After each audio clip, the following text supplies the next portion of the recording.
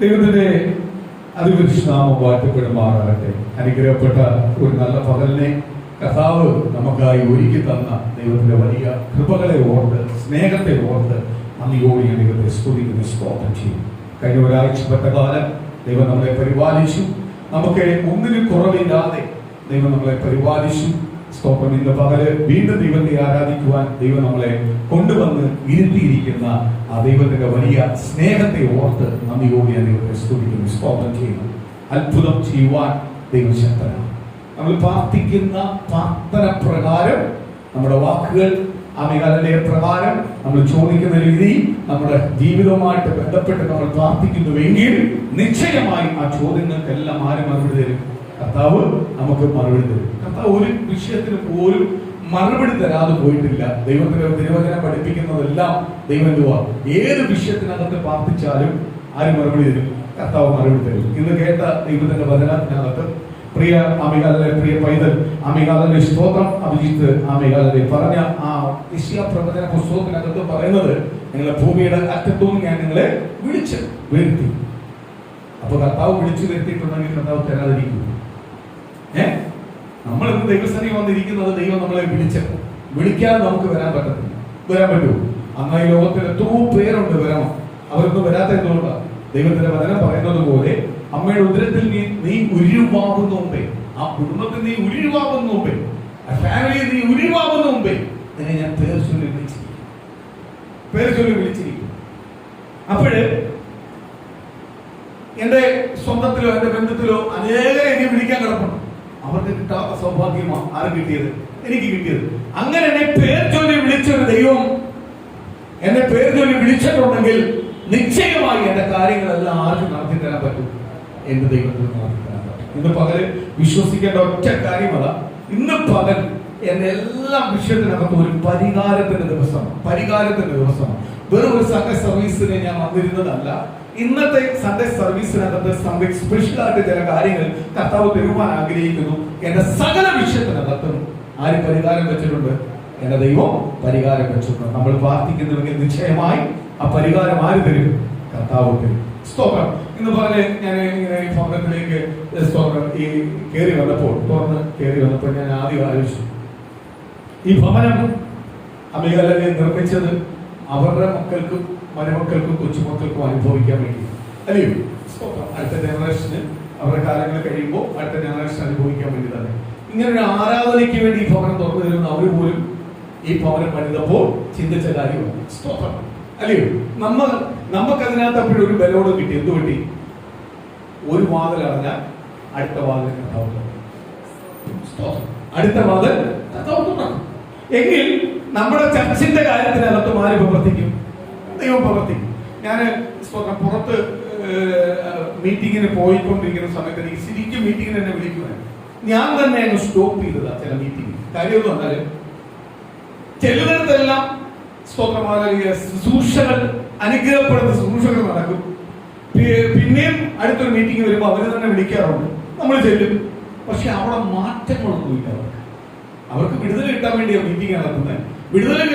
Meeting കഴിയുമ്പോൾ വിടുതലുണ്ട്, പക്ഷെ അവർക്ക് ആരുമായിട്ടൊരു കൂറില്ല, ദൈവമായിട്ട് കൂറില്ല. ഇതെല്ലാം കണ്ടപ്പോഴാണ് പലപ്പോഴും ചില മീറ്റിങ്ങിനകത്ത് തോന്നുന്നു ഞാൻ എനിക്ക് പിൻവലിച്ചു, ദൈവം എന്നോട് സംസാരിക്കാതെ പോകത്തില്ലെന്ന് തീരുമാനിച്ചു.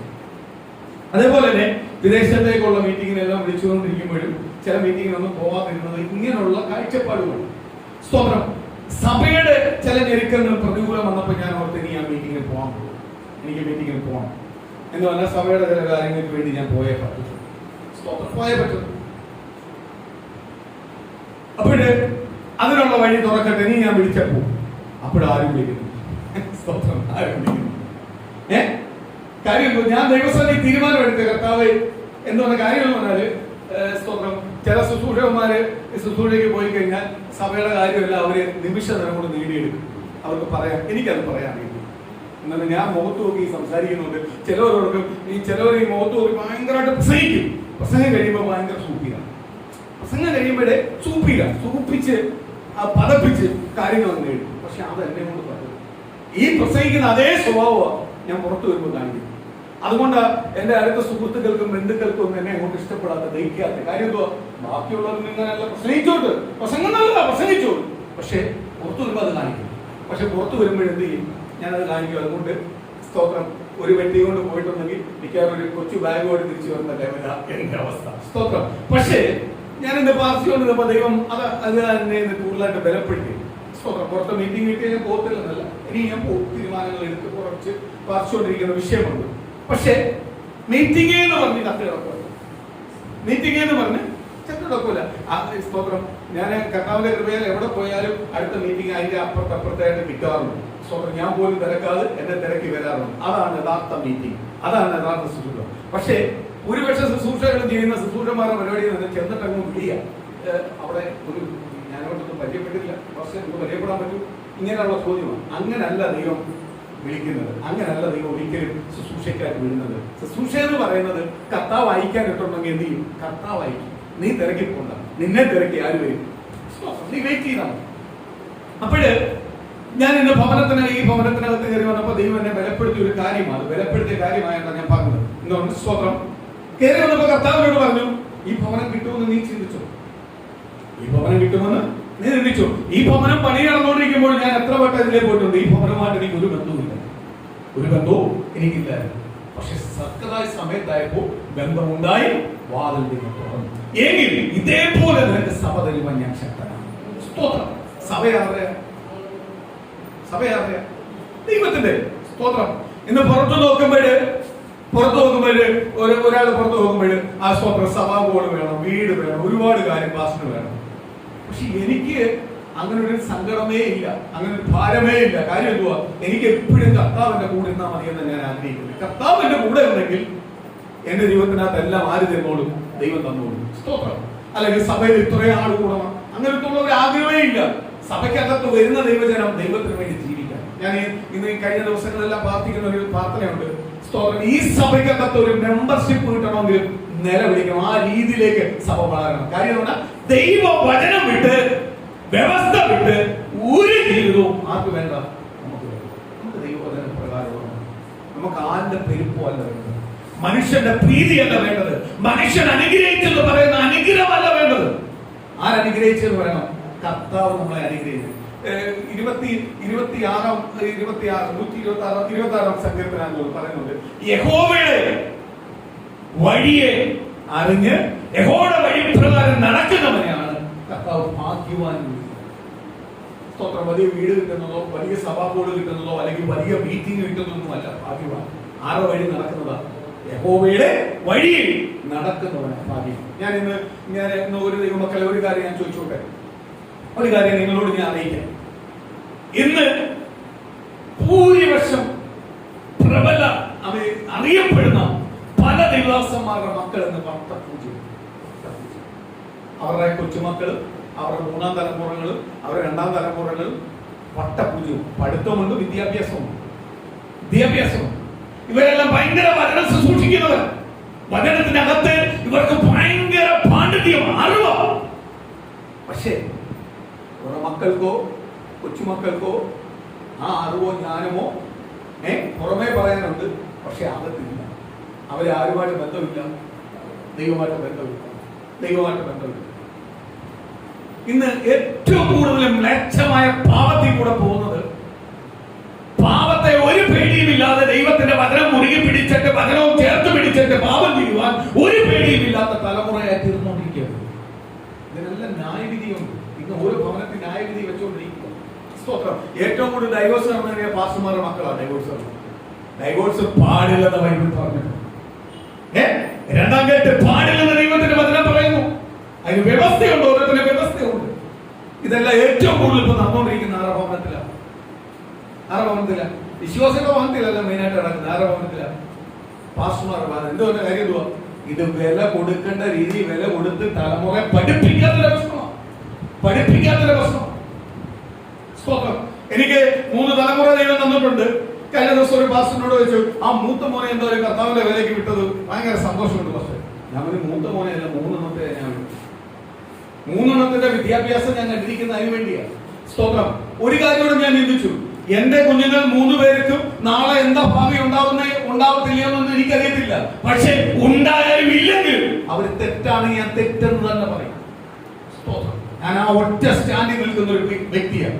ഞാനല്ലാതെ എന്റെ കുടുംബത്തിൽ ഇത് വന്നപ്പോൾ ഞാൻ ഇത് മാറ്റി വെച്ചിട്ട്, സ്തോത്രം, എന്റെ കുടുംബത്തിനകത്ത് ഇങ്ങനെ ഒരു വിഷയം വന്നപ്പോൾ അത് മാറ്റി വെച്ചിട്ട് അത് പിശാച ചെയ്തെന്ന് പറഞ്ഞിരിക്കത്തില്ല. എന്റെ 3 കുഞ്ഞുങ്ങളുടെ മേലും, കൃപയിൽ മേലും, കെൽവിൻ മേലും, ക്രിസ്റ്റിയുടെ മേലും സ്തോത്രം തെറ്റ് ചെയ്തിട്ടുണ്ടെങ്കിൽ ഞാൻ പ്രസംഗിക്കുമ്പോഴും പറയും, എന്റെ മോൻ തെറ്റാ ചെയ്തേക്കുന്നത്, അവൻ പാപമാ ചെയ്തിരിക്കുന്നത് പറയും. അതിനാ ദൈവത്തിന്റെ ശുശ്രൂഷകനെ ദൈവം തെരഞ്ഞെടുക്കുന്നത്. ദൈവ ശുശ്രൂഷകനെ മാത്രമല്ല, വിശ്വാസിയെ തെരഞ്ഞെടുക്കുന്നത്. അല്ലാതെ എന്റെ മക്കൾ ചെയ്ത പാവമല്ല, അവർക്ക് അന്ന് പറ്റിയ ബലഹീനത, അതൊന്നും ഞാൻ പറയത്തില്ല. എന്റെ മക്കൾക്ക് തെറ്റ് ചെയ്തിട്ടുണ്ടെങ്കിൽ തെറ്റെന്ന് തന്നെ ഞാൻ പറയും. സ്തോത്രം. വചനം പ്രസംഗിക്കുമ്പോൾ പറയും, ഇവൻ ക്ലിയർ ആവണം, ഇവൻ ക്ലിയർ ആയാലേ ദൈവം അനുഗ്രഹിക്കത്തുള്ളൂ. കാര്യം എന്തുവാ? ഞാൻ ഇറങ്ങിയിരിക്കുന്നത് ദൈവത്തിന്റെ ന്യായപ്രമാണം അറിയിക്കാനാ, അല്ലാതെ എന്റെ കുടുംബത്തിന് വേണ്ടി ഒരു ന്യായപ്രമാണം വെച്ചിട്ടില്ല. ഒറ്റ ന്യായപ്രമാണമേ ഉള്ളൂ. 66 പുസ്തകം അടങ്ങുന്ന ഉൽപ്പത്തി മുതൽ വെളിപ്പാട് വരെയുള്ള ഒറ്റ പുസ്തകമേ ഉള്ളൂ. അത് ബൈബിളാണ്. ആ ബൈബിൾ പ്രകാരമായിരിക്കണം നമ്മുടെ മക്കൾ ജീവിക്കണം. ദൈവമക്കൾ ജീവിക്കണം. അതുകൊണ്ടാണ് കർത്താവ് പറഞ്ഞത്, ആരെ ഭാഗ്യവാൻ എന്ന് പറഞ്ഞത്? സങ്കീർത്തനത്തിനകത്ത് വിളിച്ചു പറയുന്നു, സങ്കീർത്തനക്കാരൻ പറയുമോ എന്ന് പറഞ്ഞ് ഞാൻ വന്നപ്പോ എനിക്ക് അത് വായിച്ചപ്പോ, വാക്യം വായിച്ചപ്പോ എനിക്ക് ഭയങ്കര സന്തോഷം തോന്നി. യഹോവയുടെ വഴിയിൽ നടക്കുന്നവനാണ്. യഹോവയുടെ വഴി നടക്കണമെങ്കിൽ എന്ത് ചെയ്യണം? ന്യായപ്രമാണം ഞാനുമായിട്ടൊന്നുണ്ടാവണം, ഒരു ബന്ധം ഉണ്ടാവണം. ആ ബന്ധപ്രകാരം ജീവിക്കുന്നുവെങ്കിൽ ലോകത്തിൽ പലതും കാണും, ലോകത്തിൽ പലതും കുറവുകൾ കാണാം, കുറ്റങ്ങൾ കാണാം. ലോകക്കാരുടെ വേണ്ടില് ദൈവത്തിന്റെ വേണ്ടി നമ്മൾ ശ്രേഷ്ഠന്മാരായ മതി. അവരെയാണ് ആർക്ക് വേണ്ടത്? ദൈവത്തിന് വേണ്ടത്. അല്ലാതെ ലോകത്തിന്റെ വേണ്ടി ഞാൻ ശ്രേഷ്ഠനാവാൻ പോയി കഴിഞ്ഞാൽ ദൈവത്തിന്റെ വേണ്ടി ഞാൻ ശ്രേഷ്ഠനാവത്തില്ല, ഞാനൊരു പരിഹാസിയാവത്തുള്ളൂ, അപമാനമേ ആവത്തുള്ളൂ. ഇന്ന് പല കുടുംബത്തിനകത്തും അവരുടെ തെറ്റിനെ എന്ത് ചെയ്യുക? ന്യായീകരിക്കും. തെറ്റിനെ ന്യായീകരിക്കുക. ഈ തെറ്റിനെ ന്യായീകരിക്കുക, അതുപോലെ കുറെ പോലെ അതിനെ സപ്പോർട്ട് ചെയ്യുക. ഞാൻ ഒരിക്കലും തെറ്റിനെ എന്ത് ചെയ്യത്തില്ല, സപ്പോർട്ട് ചെയ്യത്തില്ല, ന്യായീകരിക്കത്തില്ല. എന്റെ മക്കളെ യുവത്തിനകത്തുണ്ടെങ്കിൽ അത് ഞാൻ വിളിച്ച് നല്ല പച്ചയ്ക്ക് തന്നെ പറയും. അത് എവിടെ ചെന്നാൽ ഞാൻ പറയും, എന്റെ മക്കളിൽ കുറവുണ്ട്. മക്കൾ ശരിയാണെങ്കിൽ ശരിയെന്ന് പറയും, കുറവുണ്ടെന്ന് കുറവെന്ന് പറയും. അല്ലാതെ എന്ത് ചെയ്യത്തില്ല, ന്യായീകരിക്കത്തില്ല. കാര്യം തെറ്റാണ്. ആരുടെ ഫ്രണ്ടില്ല തെറ്റ്? കർത്താവിന്റെ ഫ്രണ്ടിലാണ് നമ്മൾ ഇരിക്കുന്നത്. കർത്താവിനെ മറച്ചെന്ത് ചെയ്യാൻ പറ്റത്തില്ല, ഒന്നും ചെയ്യാൻ പറ്റത്തില്ല. ഞാൻ 2 വാക്യങ്ങൾ പറയുന്ന ഒരു കാര്യം, ഒരു വിവാഹം മാന്യമാണ്. വിവാഹം ആരാ ചെയ്യുന്നത്? പിതാവ്, പുത്രൻ, പരിശുദ്ധാത്മാവ്. സെൻട്രൽ പാസ്റ്റർ വന്ന് നടത്തുന്നതല്ല വിവാഹം, അല്ലെങ്കിൽ ഓഫീസർ വന്ന് നടത്തുന്നതല്ല വിവാഹം, പ്രസിഡന്റ് വന്ന് നടത്തുന്നതല്ല വിവാഹം, അവിടെ 25 പാസ്റ്റർമാർ ശരിയിരിക്കുന്നതല്ല വിവാഹം. വിവാഹം എന്ന് പറയുന്നത് പരിശുദ്ധമായ ദൈവം ഒന്നിപ്പിക്കുന്നതാണ് വിവാഹം. 2 കുടുംബത്തിനകത്ത്, 2 സാഹചര്യത്തിനകത്ത് ജീവിക്കുന്ന 2 പേരെ ദൈവം മുമ്പേ കണ്ടിരിക്കുക. ഇവനും അവളും, അവക്ക് ഇവനും, പിതാപുത്രൻ പരിശുദ്ധാത്മാവിന്റെ നാമത്തിൽ അവിടെ ഒന്നിപ്പിക്കുക. അവിടെ വലിയ പാട്ടുകാരനെ വിളിച്ചെന്ന് പറഞ്ഞു, പ്രസംഗിയനെ വിളിച്ചെന്ന് പറഞ്ഞു, അവിടെ അനുഗ്രഹം ഉണ്ടാവത്തില്ല. അനുഗ്രഹം ഉണ്ടാവണം, കർത്താവ് ഒന്നിപ്പിച്ചതിനെ എന്ത് ചെയ്യാവും? ഒന്നിപ്പിക്കാവും. ദൈവത്തിന്റെ വചനം പറയുന്നത് എന്തോന്നറിയോ?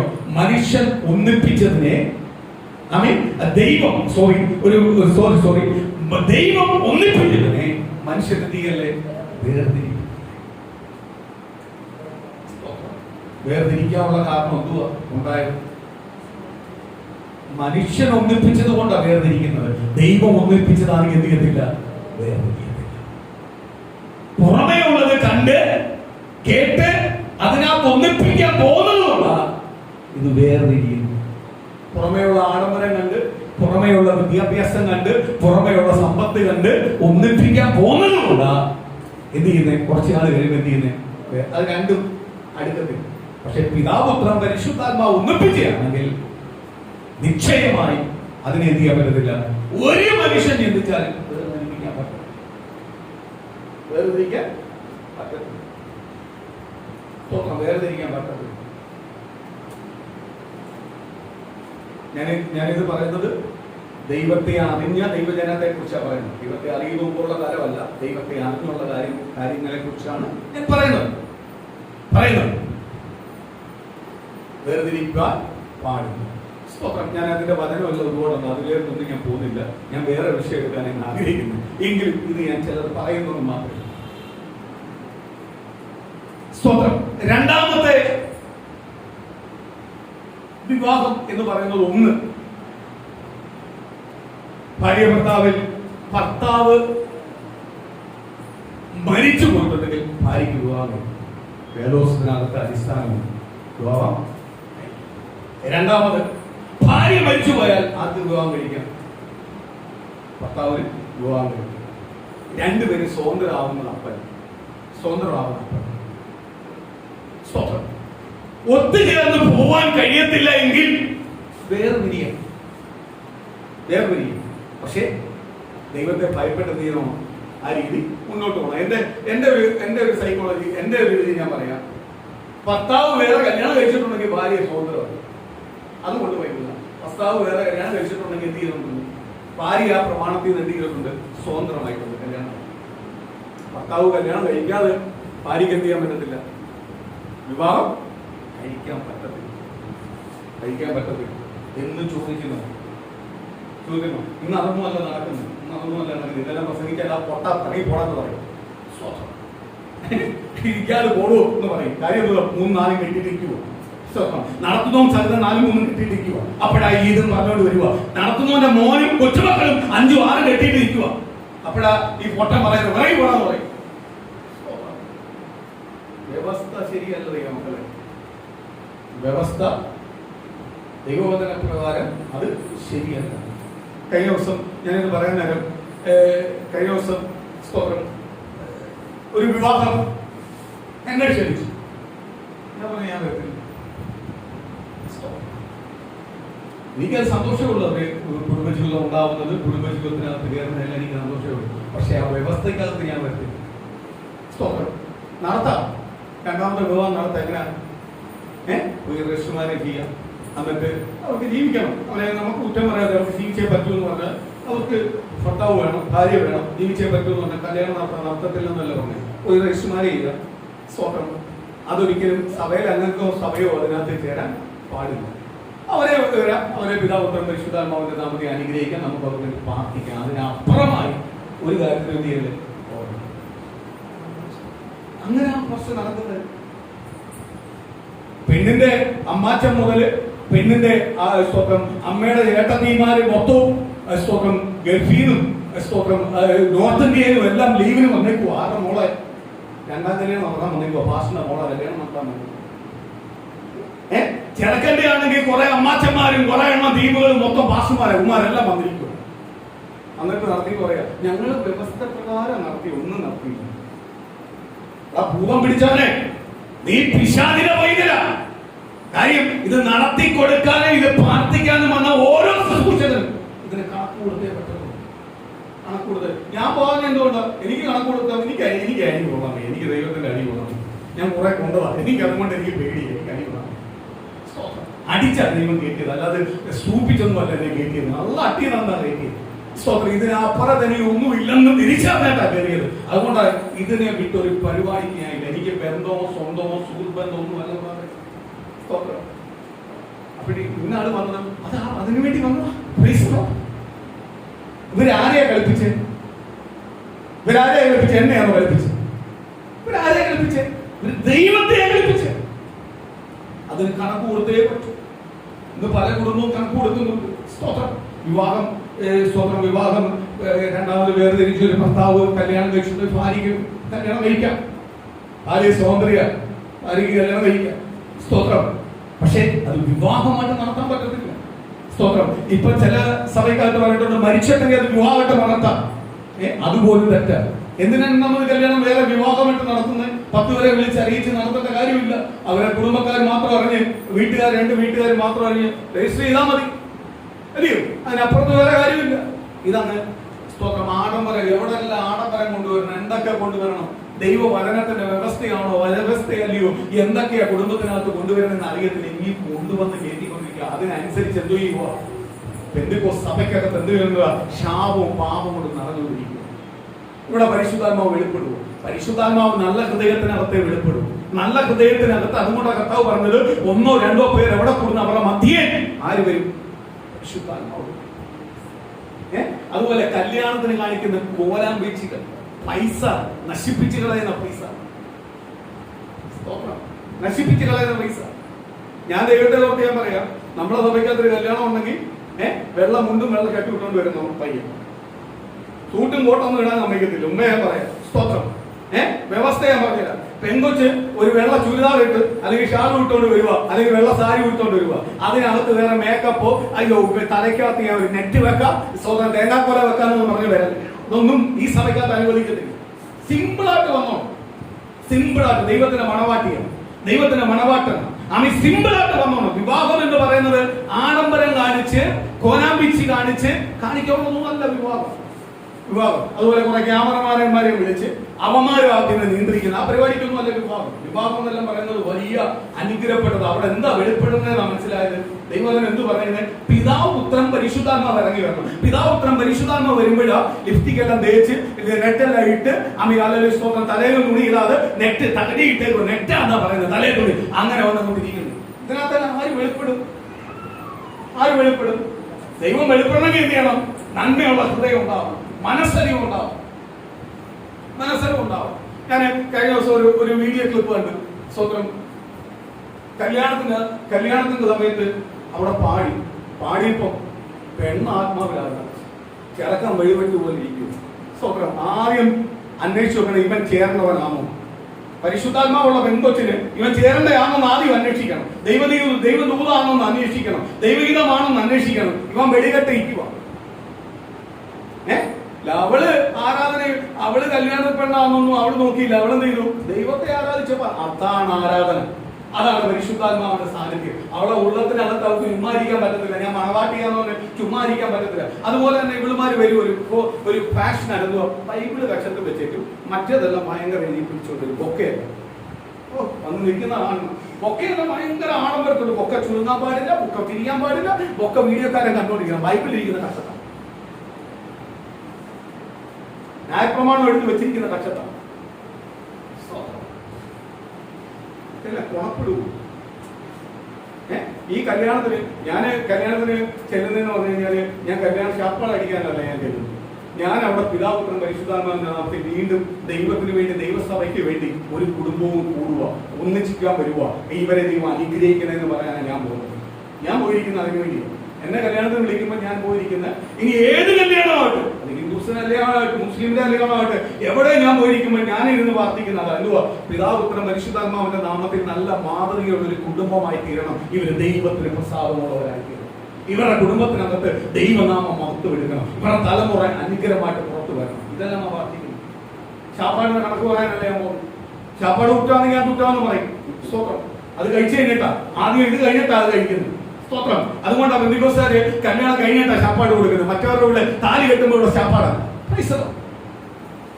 ഇതിനെല്ലാം ഒരു വ്യവസ്ഥയുണ്ട്. എന്തുവാ? നമ്മൾ വന്നത് ആദ്യം അവരെ അനുഗ്രഹിക്കണം. അത് കഴിഞ്ഞിട്ടാ എന്ത് ചെയ്യണ്ടേ? ശാപ്പാട് അടിക്കണം. തിരുവനന്തപുരത്ത് പോലെ അങ്ങനെ വല്ല നടക്കും. അല്ലെങ്കിൽ ഇൻസിഡന്റ് കല്യാണമായപ്പോലും തിരുവനന്തപുരത്ത് അങ്ങനെ നടക്കുന്നത് പാസിനെ എപ്പം ഏറി കയറ്റിയെന്ന് വെച്ചാൽ സ്തോത്രം അവർ ശാപ്പാട് കഴിച്ചിട്ടേ കിട്ടും, കാണാൻ പറ്റും. അങ്ങനെയല്ല, വ്യവസ്ഥയുണ്ട്. ആദ്യം പ്രാർത്ഥനയ്ക്ക് മുഖ്യസ്ഥാനം കൊടുക്കേണ്ടത്. പിതാപുത്രൻ പരിശുദ്ധാത്മാവ് ഇറങ്ങി വന്ന വലിയ കാര്യത്തിന് മുഖ്യസ്ഥാനം കൊടുക്കും. അത് കഴിഞ്ഞിട്ടാ ബാക്കിയുള്ള കാര്യങ്ങളെല്ലാം. സ്തോത്രം. നമ്മളെ സഭയ്ക്കകത്ത് ദൈവമക്കളെ ഞാൻ ഒരു കാര്യം പറയാം, മുമ്പേ പറയാം, ഈ ആഡംബര പരിപാടിയെല്ലാം ഒഴിവാക്കണം. എത്രയോ പാവങ്ങൾ പട്ടിണി കിടക്കുന്നു, എത്രയോ പേർക്ക് വീടില്ലാതെ കിടക്കുന്നു, എത്രയോ പേര് പഠിക്കാൻ കഴിവുണ്ടായിട്ട് പഠിക്കാൻ സമ്പത്തില്ലാതെ വ്യക്തപ്പെടുന്നവരുണ്ട്. നിങ്ങൾക്ക് അത്രയും ഉണ്ടെങ്കിൽ നിങ്ങൾ അത് കൊണ്ടുകൊടു, നിങ്ങൾ സഹായിക്കും. അല്ലാതെ ഇത് എന്റെ കല്യാണമാണെന്ന് പറഞ്ഞ് ആർഭാടം കാണിക്കാതെ എല്ലാവരെയും വിളിക്കണം. അപ്പൊ ആവശ്യമുള്ള ഫുഡ് കൊടുക്കണം. ഓവറായിട്ടുള്ള ഫുഡ് പരിപാടി നിർത്തണം. ഓവർ പൈസയുടെ ഫുഡ്, മാന്യമായിട്ടുള്ള ഫുഡ് കൊടുക്കണം. ഇല്ലയോ? ഒരു ഫുഡ് ഒരു പ്ലേറ്റിന് 1000-1200 രൂപ വരെ കൊടുക്കുന്ന ഫുഡ്. എന്തുപോലെ 1200 പേരാകുമ്പോഴേ സ്തോത്രം, ഒരു 1000 പേര് വരുമ്പോ എത്ര ലക്ഷം രൂപയായി? ഫുഡിനകത്ത് എത്ര ലക്ഷം രൂപ മാറി? ക്യാമറക്കാരന് 1.5 ലക്ഷം രൂപയെല്ലാം കൊടുത്ത ക്യാമറക്കാരൻ വരും. സ്തോത്രം. അവൻ ഡോണുമായിട്ടല്ല വരുന്നത്. ഇത് ഡോൺ എടുക്കാൻ ഞാൻ സിനിമ എടുക്കുക. സ്തോത്രം. എല്ലാം വേണം ദൈവമക്കൾ, എല്ലാം വേണം. അതിനപ്പുറത്തോട്ട് എന്ത് ചെയ്യല്ലേ? പോവല്ലേ. ഇതൊന്നും ആർഭാടമാക്കരുത്. ഇതെല്ലാം സിമ്പിളായിട്ട് പോകണം. സ്തോത്രം. ഇതെല്ലാം പറയുമ്പോഴേ സ്തോത്രം ചിലവർക്ക് ഈ സഭയിലേക്ക് ഇനി വരാൻ ആഗ്രഹിക്കുന്നവർക്ക് ഈ പൊട്ടന്റെ അടുത്ത് പോയാൽ ശരിയാവുന്നില്ല. ഈ പൊട്ടൻ നമ്മളെ മിക്കവാറും സ്തോത്രം അല്ലെങ്കിൽ ലോകപരമത്തിൽ നിന്ന് മാറ്റി. ലോകപരമൊന്നും അല്ല ദൈവമക്കളെ നമുക്ക് വേണം. സ്തോത്രം. വിഷമം പറയുമോ? കഴിഞ്ഞ ദിവസം ഒരു വിവാഹത്തിന്റെ കാര്യം കേട്ടപ്പോൾ വിഷമമാണ്. ഞാൻ നോക്കിയപ്പോൾ എന്തോ കുടുംബക്കാർ മൊത്തം വന്നിട്ടുണ്ട്. കുടുംബക്കാർ മൊത്തം ഗൾഫിലും എല്ലാം വന്നേക്കുക. സാധാ ഒരു കല്യാണം നടക്കുന്ന പോലെ വന്നേക്കുക. ഇതങ്ങനെ നടക്കാവുന്നതാണോ? യെസ്. ആ പെൺകുട്ടി ചുമ്മാ നിൽക്കുക. ആ പെൺകുട്ടിയുടെ തെറ്റില്ല. യെസ്, എനിക്കറിയാം. ആ പയ്യന്റെ തെറ്റില്ല. സ്തോത്രം. ആ പയ്യന്റെ തെറ്റില്ല. കറക്റ്റ് കണക്ക് കൂട്ടി കഴിഞ്ഞാൽ ആ പയ്യൻ കെട്ടിയ പെണ്ണ്, സ്തോത്രം, പയ്യൻ നല്ല കല്യാണം നടത്തിയതാ. നല്ല കല്യാണം നടത്തിയിട്ട് കല്യാണം കഴിഞ്ഞു. എനിക്ക് തോന്നുന്നു ഒരാഴ്ച 2 ദിവസം കഴിഞ്ഞപ്പോ കാമുകം വന്ന് അവൾ അവൻ്റെ കൂടെ കെട്ടി. ഞാൻ പോട്ടേടാ എന്ന് പറഞ്ഞിട്ട് അവന്റെ ജീവിതം പോയി. അവ ഇതൊന്നും അറിയുന്നില്ല. അവന്റെ ജീവിതം പോയി. ഇതെല്ലാം പറയുന്നത് ദൈവാലോചന ചോദിക്കണം ആദ്യം, എന്തെങ്കിലും നടക്കണോ വേണ്ട എന്ന്. സ്തോത്രം. അവൻ 2ാം കെട്ടുകാരനായി. അവന്റെ തെറ്റുണ്ടോ? അവന്റെ തെറ്റുണ്ടോ? കെട്ടുന്നതിന് അവന് തെറ്റുണ്ടോ? നമ്മൾ നോക്കിയ തെറ്റില്ല. സ്തോത്രം. മറ്റേ കൊച്ച് പ്രൈസലോ, മറ്റേ കുഞ്ഞ് മോള് അവളെ കെട്ടി. സ്തോത്രം. അവൻ വീടിന്റെ പുറത്ത് വളർത്തില്ല, ഗില്ലിട്ട് കൂട്ടിയിട്ട് പേപ്പട്ടി വളർത്തുന്നതോടെ വളർത്തു. ആ കൊച്ചി അവിടുന്ന് ചാടി വന്നത് രക്ഷപ്പെട്ടില്ലയോ? രക്ഷപ്പെട്ടില്ലയോ? ആ കൊച്ചിന്റെ ഒരു കുടുംബജീവിതം കൊടുക്കണ്ടേ? MBA കഴിഞ്ഞ പിള്ളേരാ. സ്തോത്രം. രക്ഷപ്പെടണ്ടേ? അവരെ കല്യാണം നടത്തിക്കോ? അവരെ സഭയ്ക്കകത്തൊന്നും പുറത്ത് കളയല്ലേ. അവരെ സഭയുടെ മെയിനാക്കാൻ നിർത്തണം. അവരെ കളയണ്ട. ഞാനതൊന്നുമല്ല പറയുന്നത്. പക്ഷെ കല്യാണമായിട്ട് നടത്തല്ലേ. ഇത് ആരെ പറ്റിക്കുക? ദൈവത്തെ പറ്റിക്കുക. നടത്തിക്കോ. രജിസ്ട്രിമാരെ മാന്യമായിട്ട് സഭയെ കൊണ്ടുപോവാ. സഭയെ കൊണ്ടുവന്നിട്ട് സൺഡേ സർവീസിന് ഇവരെ പുതിയ കുടുംബജീവിതമാണ് ഇവർക്ക് വേണ്ടി പ്രാർത്ഥിക്കാം. സഭയെ എല്ലാവരും ചേർന്ന് പ്രാർത്ഥിക്കും. ഇതാപത്രേ ആ അനുഗ്രഹം മതി, ആ ബ്ലെസ്സിംഗ് മതി. അല്ലെങ്കിൽ വിവാഹം കഴിഞ്ഞ് വീട്ടിൽ വരുമ്പോ പാസ്റ്ററിനെ ഒന്ന് വിളിച്ചിട്ട് പാസ്റ്റർ ഒന്ന് വരണേ, വീട്ടിലോട്ടൊന്ന് വരണേ, പാസ്റ്റർ ഒന്ന് 2 പേരെ തല കഴിച്ച് പ്രാർത്ഥിച്ചു, അത് മതി. അതിനപ്പുറത്ത് ഇതൊരു ആഡംബരമാക്കാൻ ബന്ധുക്കളെ സ്വന്തക്കാരെ ഒരു വട്ടം വിളിച്ച് കാണിച്ചേണ്ടി. ഇവരെ 2 പേരെ കാണിച്ചേണ്ടി. ലോകത്തുള്ള സ്വന്തക്കാരെ ബന്ധുക്കളെ എല്ലാം വിളിച്ച് കാണിച്ചിട്ട് ചാപ്പാട് കഴിച്ചിട്ട് പോയതല്ല. അത് അവിടെ ഡൈവേഴ്സിറ്റി നടന്നേ. പിന്നെയും ഇതൊരു ഷോ കാണിക്കണം.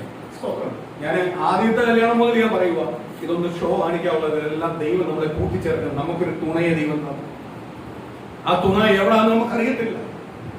എവിടാന്ന് അറിയത്തില്ല. സ്തോത്രം. നമ്മള് കിലോമീറ്ററുകൾക്ക് അപ്പുറത്ത് വേറെ സാഹചര്യത്തിൽ ജീവിക്കുന്ന തുണയെ ദൈവം ഒന്നിപ്പിക്കുമോ? അത് ദൈവഹിതമാണെങ്കിൽ എവിടെ ആയാലും നിന്റെ തുണയെ വരും. നിങ്ങൾ ഒന്നിക്കും. ആ കുടുംബജീവിതം അനുഗ്രഹം. അല്ലാതെ ഇന്ന് പല കുടുംബജീവിതവും മാറുന്നതിന്റെ കാര്യം എന്തുവാ? മാറുന്നതിന്റെ കാര്യം എന്തുവാ? മനുഷ്യൻ യോജിപ്പിച്ചത് കൊണ്ട് മനുഷ്യൻ തന്നെ അത് വേറെ വിളിക്കുന്നു. ദൈവം യോജിപ്പിച്ചാണെങ്കിൽ എന്ത് ചെയ്യത്തില്ല? ഒരിക്കലും എന്ത് ചെയ്യുന്നില്ല, വേറെ ഇരിക്കാൻ പറ്റും. സ്തോത്രം. ഒരു സിസ്റ്റർ എന്റെ വീട്ടിൽ വന്നായിരുന്നു. സ്തോത്രം. ദുബൈയിലെ ജോലി ചെയ്യുന്ന, നല്ല ശമ്പളത്തോടെ ജോലി ചെയ്യുന്ന ഒരു സിസ്റ്റർ. സ്തോത്രം. ഡൈവോഴ്സ് കേസ് കൊടുത്തു. എന്നിട്ട് സ്തോത്രം വേറൊരാള് പറഞ്ഞു, ഇന്ന ആളുടെ അടുത്ത് പോയി പ്രാർത്ഥിച്ച ഡൈവോഴ്സ് നടക്കുന്നില്ല. ഡൈവോഴ്സ് കേസ് കൊടുത്തിട്ടുണ്ട്. അവൻ ഡൈവോഴ്സ് കൊടുത്തിട്ടുണ്ട്. അവന്റെ അടുത്ത് ഒരു പരിപാടി നടക്കുന്നില്ല. അവൻ ഡൈവോഴ്സ് കൊടുത്തിട്ടില്ല. അവൻ പറഞ്ഞു, നീ ജീവിക്കണ്ട, ഞാനും ജീവിക്കണ്ട, ഇങ്ങനെയാണ് പറയാൻ. ഈ സിസ്റ്റർ പ്രായമല്ല, കൊച്ചു പിള്ളേരാ, 24 വയസ്സേ ഉള്ളൂ. വന്നിട്ട് സ്തോത്രം ഒരാൾ പറഞ്ഞു വിട്ടാ വീട്ടിൽ വരും. വീട്ടിൽ വന്നിട്ട് എന്നോട് പറഞ്ഞു, പക്ഷേ എനിക്കൊരു പ്രശ്നമുണ്ട്, എനിക്ക് വേണ്ടി ഒന്ന് പ്രാർത്ഥിക്കണം. കരയെന്നെല്ലാം കണ്ടപ്പോൾ ഞാനും ഓർക്ക് സെന്റിമെന്റ്സ് ഓർക്കും. ഈ കൊച്ചിന്റെ കരച്ചിലും ഇവൻ തല്ലും, ഇവൻ പീഡിപ്പിക്കും, ഇവൻ സ്തോത്രം പല രീതിയിൽ പൈസ മൊത്തം മേടിച്ചോണ്ട് പോവുക, ഒരുപാട് പൈസ കൊടുത്തു എന്നെല്ലാം പറഞ്ഞപ്പോൾ ഞാൻ എന്ത് ചെയ്തു?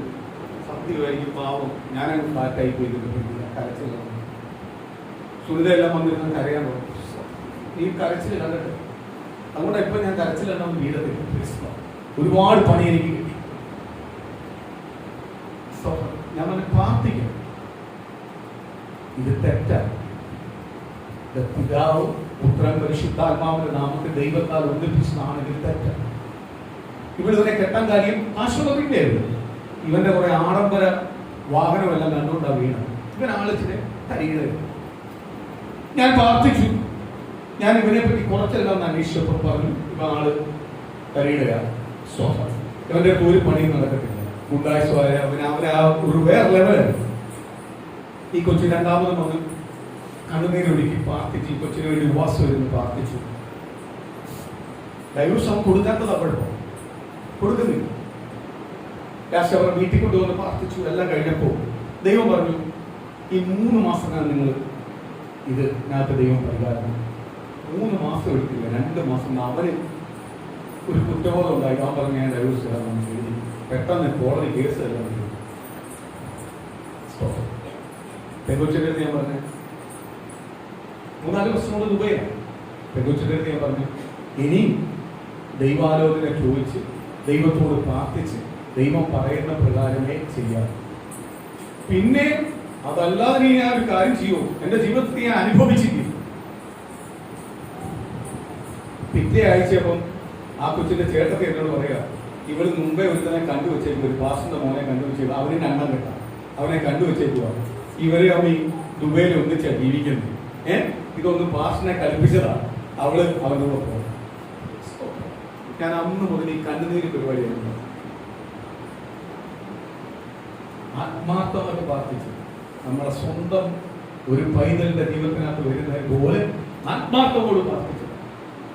ഞാനപ്പോ ഓർത്ത് ആ പയ്യനാണോ തരികട, ഇവളാണോ തരിക. പിന്നെ എന്റെ ഫ്രണ്ട് വന്നിട്ടുമില്ല, ഞാൻ നമ്മൾ കണ്ടിട്ടുമില്ല, കാണാൻ നമ്മൾ ആഗ്രഹിക്കുന്നില്ല. ഒരു വർഷം മുമ്പേ ആരോടെ ജീവിക്കുക, അവരുടെ കൂടെ ജീവിക്കുക. എന്നിട്ട് അവിടെ നിന്ന് വരുന്നത് 2 ദിവസത്തേക്ക് 3 ദിവസത്തേക്ക് കേസിന് വേണ്ടി. ഞാൻ ഒരു കാര്യം പറയാം ദൈവമക്കളെ, ദൈവദാസനെ പറ്റിക്കാം, സഭയെ പറ്റിക്കാം, നമ്മളെ ബന്ധുക്കളെ പറ്റിക്കാം, നമ്മളെ സുഹൃത്തുക്കളെ പറ്റിക്കാം, നമ്മളെ നാട്ടുകാരെ പറ്റിക്കാം. പക്ഷേ കർത്താവിനെ പറ്റിക്കാൻ നീ ഏത് കോട്ടയിൽ പോയിരുന്നാലും നീ കണക്ക് പറയേണ്ട ഒരു ദിവസമുണ്ട്. കർത്താവിന്റെയും നിന്നെ അന്ന് കണക്ക് പറയുമ്പോൾ നീ ഇപ്പോൾ കണ്ട സന്തോഷമൊന്നും അല്ല അന്ന് അനുഭവിക്കാൻ പോകുന്നത്. ആ കണക്ക് നീ എന്ത് ചെയ്തേ പറ്റൂ? പറഞ്ഞേ പറ്റൂ. ആരെ പറ്റിച്ചു? ഞാൻ ഒരു കാര്യം പറയാം, ദൈവത്തെ ഒരിക്കലും പറ്റിക്കണം. ദൈവത്തെ ഒരിക്കലും പറ്റിക്കണം. കുടുംബജീവനം വേണം, എല്ലാം വേണം, എല്ലാം ദൈവത്തിന് അറിയാം, എല്ലാം ദൈവത്തിനും. ആരെ പരാജയപ്പെടുത്തി ദൈവം വിടത്തില്ല. ആരെ ദുഃഖങ്ങളും കണ്ണുനീരും കണ്ടിട്ട് കർത്താവ് വെറുതെ പോകത്തില്ല. നിങ്ങൾ ആഗ്രഹിച്ചത് നശിച്ചുപോയ കുടുംബജീവിതം ഇരട്ടി സന്തോഷകരമാക്കി തരാനും എല്ലാം ആർക്ക് കഴിയും? ദൈവത്തിന് കഴിയും. ദൈവത്തിന് തരുവാൻ കഴിയും. നിങ്ങളുടെ മക്കളെ അനുഗ്രഹിക്കും. നിങ്ങളുടെ മക്കളെ ശപിക്കപ്പെട്ട് കിടക്കുവല്ല, നിങ്ങളുടെ തലമുറ ശപിക്കപ്പെട്ട് കിടക്കുവല്ല, നിങ്ങളുടെ മകൾ, നിങ്ങളുടെ മകൻ അല്ലെങ്കിൽ കൊച്ചുമക്കൾ ശപിക്കപ്പെട്ട് കിടക്കുവല്ല. ഇതിനെല്ലാം ദൈവം പുറത്തു കൊണ്ടുവരും. പക്ഷേ നിങ്ങൾ ദൈവസ്ഥനിൽ വിശ്വസ്തരായിരിക്കണം. അല്ലാതെ ദൈവത്തിന്റെ ഫ്രണ്ട് നിങ്ങൾ തരികടക്കാൻ നിൽക്കല്ലേ. മറ്റുള്ളവരെ കൽപ്പിക്കുന്നത് പോലെ, ലോകത്തെ കൽപ്പിക്കുന്നത് പോലെ, ലോകത്തിലുള്ള കൂട്ടുകാരെ കൽപ്പിക്കുന്നത് പോലെ, ബന്ധുക്കളെ കൽപ്പിക്കുന്നത് പോലെ, പാസ്റ്ററെ കൽപ്പിക്കുന്നത് പോലെ, സഭയെ കൽപ്പിക്കുന്നത് പോലെ, പ്രിയ സഹോദര സഹോദരി, നീ ദൈവത്തെ കൽപ്പിക്കാൻ നിൽക്കല്ലേ. ദൈവത്തിന്റെ സന്നിധിയിൽ നീ നീതിയുള്ളവനായി തീരണം. നീതിയുള്ളവനായി തീരണം. നമ്മൾ ചെയ്യുന്ന ഓരോ പ്രവൃത്തികളും ഓരോ കാര്യങ്ങളും ദൈവസന്നിധിയിൽ എന്ത് ചെയ്യണം? നീതിയുള്ളതാണോ എന്ന് ആര് ചോദിക്കണം? ദൈവത്തോട് നമ്മൾ ചോദിക്കണം. നീതിയുള്ളതാവണം, നീതിയുള്ളതാവണം, നീതിയുള്ളവനായിരിക്കണം. ആയിരിക്കണം. സ്തോത്രം. ആയിരിക്കണം, നീതിയുള്ളവനായിരിക്കണം. ഞാൻ എന്റെ കുഞ്ഞുങ്ങളോട് പറയുന്നതാ, നീതി ആരോട് കാണിക്കണം? ദൈവത്തോട്. എന്നെ പറ്റിക്കാൻ പറ്റും, കുടുംബത്തെ പറ്റിക്കാൻ പറ്റും, പക്ഷെ നീതിയുള്ളതായിരിക്കണം. ഞാനത് പ്രാർത്ഥിക്കാൻ തുടങ്ങി, ഞാൻ ദൈവത്തോട് ചോദിക്കാൻ തുടങ്ങി. പിന്നെ സ്തോത്രം, ഇപ്പോഴും ഞാൻ കബളിപ്പിക്കപ്പെടുന്ന ദൈവം എനിക്കത് വെളിപ്പെടുത്തി. പണ്ടത്തെ പോലെ കബളിപ്പെടാൻ ആ സമ്മതിക്കത്തില്ല. ഒരു വിഷയം എനിക്ക് കിട്ടി, ഞാനെല്ലാം കേട്ടിട്ട് പോയിട്ട് കുറച്ചു നേരം പ്രാർത്ഥിക്കുമ്പോൾ ദൈവം അത് വെളിപ്പെടുത്തി തരും. ഇന്നടത്തോന്നാ വന്നിരിക്കുന്നത്, ഇങ്ങനെ വന്നിരിക്കുന്നത് വെളിപ്പെടുത്തി തരും. അതുകൊണ്ട് സ്തോത്രം, ആരെ പറ്റിക്കാൻ പറ്റത്തില്ല. ദൈവത്തെ അറിയുന്ന ദൈവമക്കൾ എന്ത് ചെയ്യാൻ പറ്റത്തില്ല?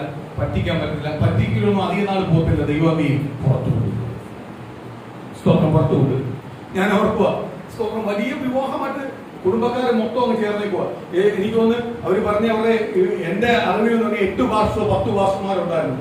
ഇവനെല്ലാം കയറിയിരിക്കുമ്പോൾ ഈ പ്രമാണം പ്രസംഗിക്കുന്നത്, ഈ പ്രമാണം പ്രസംഗിക്കുന്നവന്മാരാ, ഈ പ്രമാണത്തിനകത്ത് ഡോക്ടറേറ്റ് എടുത്തവന്മാരാ ഈ പാപത്തിന് കൂട്ടിയിരിക്കുന്നത്. കണക്ക് കൊടുക്കേണ്ട വരുമോ? ഇവൻ ആരെയെ പറ്റിച്ചിരിക്കുന്നത്? ദൈവത്തെ പറ്റിച്ചു. കണക്ക് കൊടുത്തേ പറ്റൂ. നമ്മൾ ദൈവമക്കളെ, നമ്മൾ ദൈവത്തിന്റെ സന്നിധിയിൽ നീതിയുള്ളവരായിരിക്കണം. സ്തോത്രം, നീതിയുള്ളവരെ. നമ്മളെ മക്കളെ, നമ്മുടെ കൊച്ചുമക്കളെ, നമ്മുടെ മരുമക്കളെ എല്ലാം ആരനുഗ്രഹിക്കും? കർത്താവ് അനുഗ്രഹിക്കും. നമ്മൾ നീതിയുള്ളവരായിട്ട് ആരും ഇരുന്നാൽ മതി. ദൈവസന്നിധി ഇരുന്നാൽ മതി. സ്തോത്രം. ചിലവരോട് പറഞ്ഞിട്ടുണ്ട്, നിങ്ങൾക്ക് മക്കൾ വളർന്നു വരുമല്ലോ. മക്കൾ വളർന്നു വരും, പക്ഷെ മക്കൾ തെറ്റെന്ന് തന്നെ ഞാൻ പറയും. ഒരിക്കലും മക്കളോട് എന്ത് ചെയ്യത്തില്ല, അവരുടെ തെറ്റ് ശരിയെന്ന് ഒരിക്കലും ഞാൻ പറയത്തില്ല. സമ്മതിച്ചു കൊടുക്കത്തില്ല. സമ്മതിച്ചു കൊടുക്കുക. സ്തോത്രം. ക്രിസ്ത്യാനിമാരിൽ ചില അമ്മയെ കണ്ടെടുത്തെന്ന് പറയും, പപ്പ മാത്രമേ ഉള്ളൂ എനിക്ക് കൂട്ടിക്കാത്ത, വേറെ എല്ലാവരും കൂട്ടിക്കും. ഞാൻ നിൽക്കത്തില്ല മോനെ, ഞാൻ നിൽക്കത്തില്ല. കാര്യം എന്തുവാ? എന്നെ വിളിച്ചു വേർച്ചത് എന്റെ ദൈവമാണ്. ഞാൻ ദൈവത്തിന്റെ സന്നിധി മാത്രമേ കൂട്ടിക്കത്തുള്ളൂ. കർത്താവ് എന്ത് പറയുന്നു? കർത്താവ് നമ്മളെ കൂടില്ലെങ്കിൽ നമ്മളെ കാര്യം പോകാം. സ്തോത്രം. ആ കർത്താവ് നമ്മളെ കൂടെ ഉണ്ടാവണമെങ്കിൽ എന്ത് ചെയ്യണം? ദൈവവചനവുമായിട്ട് എന്ത് ചെയ്യണം? ആഴമായിട്ടൊരു ജീവിതം ഉണ്ടാവും. സ്തോത്രം. ക്രിസ്തുവോട് ഞാൻ പറഞ്ഞിട്ടുണ്ട്, ഇപ്പൊ ചില ഫ്രീഡം എല്ലാം തന്നിട്ടുണ്ട്, ചില വിട്ടിട്ടുണ്ട്. നീ ഓർക്കുന്ന എന്നെ ഫ്രീഡമായിട്ട് വിട്ടേക്കുവാണോ? എന്നെ ട്രെയിനിങ് പീരീഡിലേക്ക് കൊണ്ടുവരുന്ന സമയമുണ്ട്. സ്തോത്രം. ഈ ക്ലാസ് എല്ലാം കഴിഞ്ഞ് നിന്നെ അവർ ട്രെയിനിങ് പീരീഡിലേക്ക് കൊണ്ടുവരും. അന്ന് ഈ ഫ്രീഡം കാണത്തില്ല. സ്തോത്രം. ഇപ്പൊ നിന്റെ പ്രായത്തിനനുസരിച്ച് ഒരു ഫ്രീഡം എല്ലാം തന്നിട്ടുണ്ട്. പക്ഷേ ആ ഫ്രീഡത്തിനകത്തല്ല ഒരു ലോക്ക് ഇരിപ്പുണ്ട് എന്റെ. സ്തോത്രം. ആ ലോക്കിന് നീ എന്റെ കൂടെ വന്നില്ലെങ്കിൽ എന്ത് ചെയ്യും? പുറത്ത് പിന്നെ ഞാനും നീങ്ങോട്ട് ബന്ധമില്ല. സ്തോത്രം. കാര്യം എനിക്ക് ദൈവവചനപ്രകാരം ജീവിക്കാത്ത, സ്വന്തം എന്റെ കുടുംബക്കാരോടോ എന്റെ ബന്ധുക്കളോടോ എന്റെ മാതാവിനോടോ എന്റെ സഹോദരനോടോ എന്റെ അപ്പനോടോ എനിക്ക് നിരക്ക് പോകാൻ പ്രാർത്ഥിച്ചിട്ടില്ല. അവരെ വരെ ഞാൻ മാറ്റി നിർത്തിയിട്ടേ ഉള്ളൂ. കാര്യം എന്തുവാ? ന്യായപ്രമാണം എനിക്ക് പ്രാധാന്യം, കർത്താവിന്റെ വചനമോ പ്രാധാന്യം. ഇന്ന് ഈ വചനം, സ്തോത്രം, വചനത്തിനകത്ത് വലിയ അറിവ് ജ്ഞാനമോ പലരും. അറിവ് ജ്ഞാനമൊന്നും വേണ്ട ദൈവമക്കളെ, കിട്ടിയ അറിവ് മതി. കിട്ടിയ ജ്ഞാനം മതി. നീ വിശ്വസ്തയോട് ഇരുന്നോ, ആ കിട്ടിയ ജ്ഞാനവും അറിവും കൊണ്ട് വിശ്വസ്തയോട് ഇരുന്നോ, ദൈവം നിന്നെ അനുഗ്രഹിക്കും. കൂടുതലും പോകല്ലേ. നീ കൂടുതൽ പോയി കഴിഞ്ഞാൽ ഈ പോക്കലിന് ഇരിക്കത്തുള്ളൂ. അതുമായിട്ട് എന്ത് ചെയ്യത്തില്ല? നിന്റെ ഹൃദയത്തിന് ബന്ധം നടത്തില്ല. നിനക്ക് ദൈവം ഇന്ന് അതാ നടന്നുകൊണ്ടിരിക്കുന്നത്. സഭകളിലെല്ലാം നടന്നുകൊണ്ടിരിക്കുന്ന വിഷയം അതാ. വലിയ അറിവും ജ്ഞാനവുമാണ്, ഡോക്ടറേറ്റ് എല്ലാം എടുത്തിട്ടുണ്ട്. പക്ഷെ എന്തുണ്ട്? ദൈവമായിട്ട് ഒരു ബന്ധവും ഇല്ല, ആത്മീയമായിട്ട് ഒരു ബന്ധവും ഇല്ല. പക്ഷെ പറയാൻ കയറി കഴിഞ്ഞാൽ ഇത് മാത്രമേ നമ്മൾ പറയും, ഇത്രയും അറിവും ജ്ഞാനമോ. സ്തോത്രം. അറിവും ജ്ഞാനവും ആർക്കില്ല? പുള്ളിക്കോ പുള്ളിയുടെ കുടുംബത്തിനോ ഇല്ല. സ്തോത്രം. അറിവും ജ്ഞാനവും വേണ്ടത്, സ്തോത്രം, അറിവും ജ്ഞാനവും ബുദ്ധിയിലല്ല വേണ്ടത്, ഹൃദയത്തിനകത്താണ് വേണ്ടത്, ജീവിതത്തിനകത്താണ് വേണ്ടത്. എങ്കിൽ മാത്രമേ ദൈവം നമ്മളെ അനുഗ്രഹിക്കത്തുള്ളൂ. സ്തോത്രം. ഒരു വാക്യം ഒന്ന് വായിക്കാം. സങ്കീർത്തനം 3-ാം അധ്യായത്തിന്റെ 1-ാം വാക്യം മുതൽ ഒന്ന് വായിക്കാം. ദൈവമക്കളെ, ഇന്ന് നീ ഭാരപ്പെട്ട് നിൽക്കുവാണെങ്കിൽ, പ്രയാസപ്പെട്ട് നിൽക്കുവാണെങ്കിൽ, സങ്കടത്തോട് ഇരിക്കുന്നുവെങ്കിൽ, ഇന്ന് പകൽ ദൈവം നിന്നോട് സംസാരിക്കുന്ന ഒരു വചനഭാഗമാണ്. ഇന്ന് പകൽ പൂർണ്ണമായിട്ട് എടുത്തോ. ഈ വചനത്തെ ഇന്ന് പകൽ ദൈവം നിന്നെ ബലപ്പെടുത്തി പുറത്തു കൊണ്ടുവരാൻ പോവുക. ഇന്ന് പൂർണ്ണ ഉറപ്പോട് നിൽക്കുന്നുവെങ്കിൽ നിശ്ചയമായി ഈ വചനത്തെ നിന്നെ ബലപ്പെടുത്തും.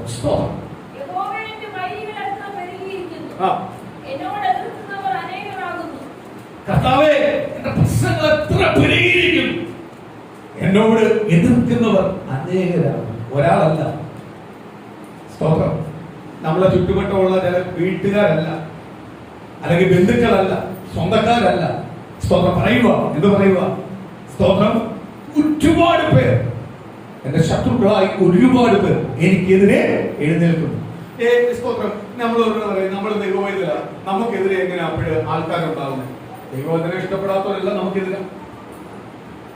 ദൈവവചനം നമ്മൾ പറയുമ്പോൾ, ദൈവവചനത്തിന്റെ ജീവിതത്തെ കുറിച്ച് നമ്മൾ അങ്ങോട്ട് വെളിപ്പെടുത്തി കൊടുക്കുമ്പോൾ, ആ ദൈവവചനത്തെ ഇഷ്ടപ്പെടാത്തവരെല്ലാം, പാപം ചെയ്യുവാൻ ഇഷ്ടപ്പെടുന്നവരെല്ലാം ആർക്കെതിരാ? പാപം ചെയ്യുന്നവർ ഒരിക്കലും നമ്മൾ എന്ത് ചെയ്യത്തില്ല. സ്തോത്രം. ഞാൻ പറയാം, നമുക്ക് ഒരുപാട് ഫ്രണ്ട്സ് ഉണ്ട്, പല മേഖലയിലുള്ള ഫ്രണ്ട്സ് ഉണ്ട്. ഫ്രണ്ട്സ് എല്ലാം നല്ലതാണ്. പക്ഷെ ഞാൻ ആരെന്നുള്ള ബോധ്യത്തിലായിരിക്കണം ആ ഫ്രണ്ട്സിനോട് ഇടപെടുന്നത്. എങ്കിലേ ആ ഫ്രണ്ട്ഷിപ്പ് നമുക്ക് അനുഗ്രഹമാക്കും. അതല്ല, ആ ഫ്രണ്ട്ഷിപ്പിന് അനുസരിച്ച് ഞാൻ പലതും ഞാനെന്നുള്ളത് മറന്ന് പോയി കഴിഞ്ഞാൽ നമുക്ക് ആ ഫ്രണ്ട്ഷിപ്പ് എല്ലാം നീയും കുറച്ചു നാൾ കഴിയുമ്പോൾ നമുക്കൊരു ദോഷമായി, ചോദിച്ചിഹ്നമായി. ചിലതിനകത്തൊന്നും നമുക്ക് എന്തില്ല, മറുപടി പറയുവാൻ കാരണത്തില്ല. ആ രീതിയിലുള്ള പ്രതികൂല പ്രയാസങ്ങൾ ആരും അനുഭവിക്കേണ്ടി വരും, ഫ്രണ്ട്സിന് അനുഭവിക്കേണ്ടി വരും. ഇന്ന് സ്തോത്രം, നമുക്ക് ആരും ഇല്ല, ശത്രുതയില്ല എന്ന് പറഞ്ഞാലും ദൈവവചന പ്രകാരം നീ ജീവിക്കുന്നെങ്കിൽ, ദൈവവചന പ്രകാരത്തിന് ജീവിക്കാത്ത പാപം ചെയ്യുന്നവരെല്ലാം നിനക്ക് എന്തുവാ? ശത്രുവാ. അത് ദൈവസഭയ്ക്കകത്തുകൊണ്ട് പുറത്തുകൊണ്ട്, അകത്തുകൊണ്ട് പുറത്തുകൊണ്ട്. സ്തോത്രം. അകത്തുകൊണ്ട് പുറത്തുകൊണ്ട്. സഭയ്ക്കകത്ത് സുധൂരന്മാരുമുണ്ട്, വിശ്വാസികളുമുണ്ട്. എന്തുവാ? പാപത്തിന് കൂട്ടു നിൽക്കാത്തപ്പോ, പാപത്തിനെതിരെ നമ്മൾ സംസാരിക്കുമ്പോൾ അവരെല്ലാം ആർക്ക് ശത്രുവാകും? പാപത്തിനെതിരെ നിന്ന് സംസാരിക്കുന്ന ഒരു ശത്രുവാണ്. കാര്യം എന്തുവാ? അവര് പാപവുമായി ബന്ധപ്പെട്ട് പോകാൻ ആഗ്രഹിക്കുന്നു. അവരെ ആർക്ക് വേണ്ട? ദൈവത്തിന് വേണ്ട. ദൈവത്തിന് വേണ്ടവൻ പാപത്തോട് എതിർത്ത് നിന്ന് ദൈവവചനത്തെ മുഖ്യസ്ഥാനം കൊടുത്ത് ഓടുന്നവനെയാണ് ആർക്ക് വേണ്ടത്? ദൈവത്തിന് വേണ്ടത്. അവനെ നിശ്ചയമായി ആരനുഗ്രഹിക്കും? ദൈവം അനുഗ്രഹിക്കും. ഇന്ന് പകലോർത്ത് ദൈവമക്കളെ, നിന്നെ നിന്ദിക്കുന്നവരെ കാണും, പരിഹസിക്കുന്നവരെ കാണും. നീ ഇത്രയും നാൾ പോയിട്ട് നിനക്ക് എന്താ ലഭിച്ചെന്ന് ചോദിച്ചവരെ കാണും. സ്തോത്രം. അതല്ല, നിന്റെ കുടുംബത്തിനകത്ത് എന്താ ഒരു വിടുതൽ കിട്ടാത്തതെന്ന് ചോദിച്ചു കാണും. ഇന്ന് പകൽ നീ ഓർത്തോ, ശത്രുക്കൾ പെരുകട്ടെ. പെരുകട്ടെ. ആമേൻ. ഹല്ലേലൂയ. ഭക്തനെതിരെ ശത്രു പെരുകും. പറയുക, വൈദികർ പെരുകും. പ്രശ്നങ്ങൾ പ്രതികൂലങ്ങൾ കൂടിയിരിക്കുന്നു, ശത്രുക്കൾ കൂടിയിരിക്കുന്നു.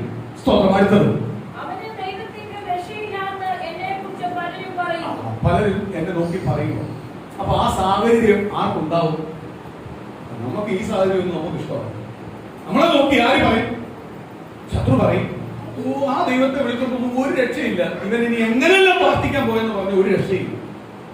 അപ്പൊ അങ്ങനെ പറയുക, അങ്ങനെ പറയും. ആരെ നോക്കി? ദൈവമക്കളെ നോക്കി പറയും. ദൈവമക്കളെ നോക്കി ആര് പറയും? അങ്ങനെ പറയും. അങ്ങനെ കേൾക്കേണ്ടി വരും. അപ്പോൾ നമ്മൾ പറയാറുണ്ട്, ദൈവമേ ഇനി എന്നെ വേണ്ടായിരുന്നു, എന്നെ വേണ്ടായിരുന്നു. പലപ്പോഴും നമ്മൾ പറയും. ഞാൻ കഴിഞ്ഞ ആഴ്ച പറഞ്ഞു, അയ്യോ വയ്യ എന്നൊന്നും പറയല്ലേ, ഇല്ലയോ? കഴിഞ്ഞ ആഴ്ച ഇത് പ്രസംഗിച്ച് കഴിഞ്ഞിട്ട് മൊത്തം ആഴ്ച എന്നെ കൊണ്ട് പറയിപ്പിക്കാൻ നോക്കിയത് അഭിഷേകം. എഴുന്നേൽക്കാൻ പറ്റത്തില്ല, നടക്കാൻ പറ്റത്തില്ല, ഒരു വല്ലാത്ത അവസ്ഥയാണ്. പക്ഷെ ഞാൻ പറയാതെ പോയി പിടിച്ചിരുന്നു. കാര്യം എന്തുവാ? ഈ വയ്യ, ആമേൻ സ്തോത്രം, അയ്യോ വയ്യ എന്നല്ല പറയാൻ പിശാച് പറയാം. നീ എങ്ങനെ പറഞ്ഞു? അന്ന് നിന്നെയും കൂടി ഞാൻ പറയിപ്പിക്കും. സ്തോത്രം. ഉടനെ ഞാൻ വീണ് പോയി. സ്തോത്രം. കേട്ട ദൈവമക്കളത് ഏറ്റെടുത്ത് അവരുടെ ജീവിതത്തിൽ കൊണ്ടുവരുന്നത്. പക്ഷെ പറഞ്ഞ ഞാൻ അയ്യോ വയ്യ എന്ന് പറഞ്ഞു ഞാൻ പോയില്ല. ഞാൻ എപ്പോഴും ദൈവത്തോട് വന്ന കർത്താവ്, ഞാനാ പറയിച്ച് എന്റെ നാമം കൊണ്ട് ദൈവം പറയിപ്പിച്ചിട്ട് എന്നെ കൊണ്ട് വിളിപ്പിക്കുന്നു. സ്തോത്രം. ഈ പിശാചിനെ എന്റെ ജീവിതത്തിൽ നിന്ന് പെട്ടെന്ന് എടുത്ത് മാറ്റിക്കോ, ഞാൻ ഇതുമായിട്ട് മുന്നോട്ട് പോകത്തില്ല. സ്തോത്രം. അങ്ങനെ പ്രാർത്ഥിക്കാൻ തുടങ്ങിയപ്പോഴേ മാറാൻ തുടങ്ങി. അങ്ങനത്തെ ഒരു വാക്ക് ഉപയോഗിക്കാതായി. നമ്മൾ എപ്പോഴും ഉപയോഗിക്കുന്ന ഒരു കാര്യമാണ്, ഈ ഉച്ചരക്ഷീണമായി വയ്യ. അത് ആരാ മുതലെടുക്കുന്നത്? ഉടനെ ദൈവത്തോട് വാദിക്കും. യോബിന്റെ അടുത്ത് വന്ന് പിശാച് വാദിച്ചിട്ട് ദൈവത്തോട് വാദിച്ചോലെ പറയും, കണ്ടോ കണ്ടോ കണ്ടോ കണ്ടോ, അവൻ വിളിച്ചല്ലോ, അവൻ സ്തോത്രം പറയുന്നതാണല്ലോ, അവൻ ഭയങ്കര വിടുതൽ നായകൻ ഉണ്ടെന്ന് പറയുന്നല്ലോ, രക്ഷിതാവ് ഉണ്ടെന്ന് പറഞ്ഞവനാണല്ലോ, അയ്യോ അയ്യോ എന്ന് കിടന്ന് വിളിക്കുന്നുണ്ടോ, എന്നെ കിടന്ന് വിളിക്കുന്നുണ്ടോ, കണ്ടോ കണ്ടോ എന്നാരും ചോദിക്കും. പിശാച് യേശുവിനോട് ചോദിക്കും, കർത്താവിന് വല്ലതും പറയാൻ പറ്റൂ? അത് പറയാതിരിക്കുമ്പോ കർത്താവ് പറയും, കണ്ടോടാ നീ കൊടുത്തിട്ട് കണ്ടോ, നിൽക്കുന്നത് കണ്ടോ. സ്തോത്രം. അപ്പോഴാർക്ക് അഭിമാനം തോന്നും? കർത്താവിന് നമ്മളെ കുറിച്ച് അഭിമാനം തോന്നും. നമ്മളെ വിളിച്ച് വേർതിരിച്ചതിനെ കുറിച്ച് ആർക്ക് അഭിമാനം തോന്നും? യേശു. സ്തോത്രം. അഭിമാനം ഉണ്ടാവും. അതാ നമ്മളിൽ നിന്ന് ഉണ്ടാവേണ്ടത്. പറയുക, ഭക്തന് വൈരികൾ കൂടി, പ്രശ്നങ്ങൾ കൂടി, പ്രതികൂലം കൂടി, ശത്രുക്കൾ കൂടി. അടുത്ത വാക്യത്തിനകത്ത് പറയുക, എന്തോ പറയുക? അവന് ദൈവത്തിന് രക്ഷയില്ല എന്ന് വരെ പറഞ്ഞു. നീ പ്രാർത്ഥിക്കാൻ പോയിട്ടൊന്നും ഒരു കാര്യമില്ലെന്ന് പറഞ്ഞു. അത് സഭയ്ക്കകത്തുള്ള അല്ലെങ്കിൽ ദൈവത്തെ വിളിക്കുന്ന ദൈവജനം മുതൽ പുറത്തും അകത്തുമുള്ളവൻ പറയും. ഈ ദൈവജനം പറയുന്നത് എന്തിനാണെന്ന് അറിയോ? പാപം ചെയ്യാൻ അവന് ഇഷ്ടം. പാപത്തോട് ചേർന്ന് അവൻ നിൽക്കുന്നത്, ദൈവമായിട്ട് ചേർന്നല്ല. പക്ഷെ അവൻ നിൽക്കുന്നത്, അവൻ നിൽക്കുന്നതെല്ലാം ദൈവസഭയ്ക്കാർക്കാരും അവന്റെ ചിന്തകൾ മൊത്തം ഇതാ. അവനെ എന്ത് ചെയ്യത്തുള്ളൂ? നമ്മളോട് പറയത്തുള്ളൂ, ദൈവത്തിൽ നിന്ന് രക്ഷയും. സ്തോത്രം. ഇങ്ങനെല്ലാം പ്രതികൂലം വരുമ്പോൾ ദൈവമക്കളെ ബലപ്പെടണം, ശക്തീകരിക്കണം, ഇങ്ങനെ പ്രാർത്ഥിക്കണം. എനിക്ക് ദൈവത്തിൽ നിന്ന് രക്ഷയുണ്ട്, എനിക്ക് ദൈവത്തിൽ നിന്ന് മാത്രമേ രക്ഷയുള്ളൂ, ദൈവത്തിൽ നിന്ന് മാത്രമേ രക്ഷയുള്ളൂ. നിങ്ങൾ ഇങ്ങനെ പോയാൽ നിങ്ങളുടെ തലമുറ ഞങ്ങൾ ഇങ്ങനെ പോയാലേ ഞങ്ങളുടെ തലമുറ അനുഗ്രഹപ്പെടുത്തുള്ളൂ.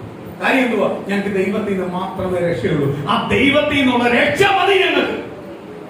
സ്തോത്രം. ഈ ചങ്കൂറ്റത്തോട് ഇത് പറയാനല്ല ആരാഗ്രഹിക്കുന്നത്, ദൈവം ആഗ്രഹിക്കുന്നത്. അപ്പോഴെന്തി അടുത്ത വാക്യത്തിനകത്ത്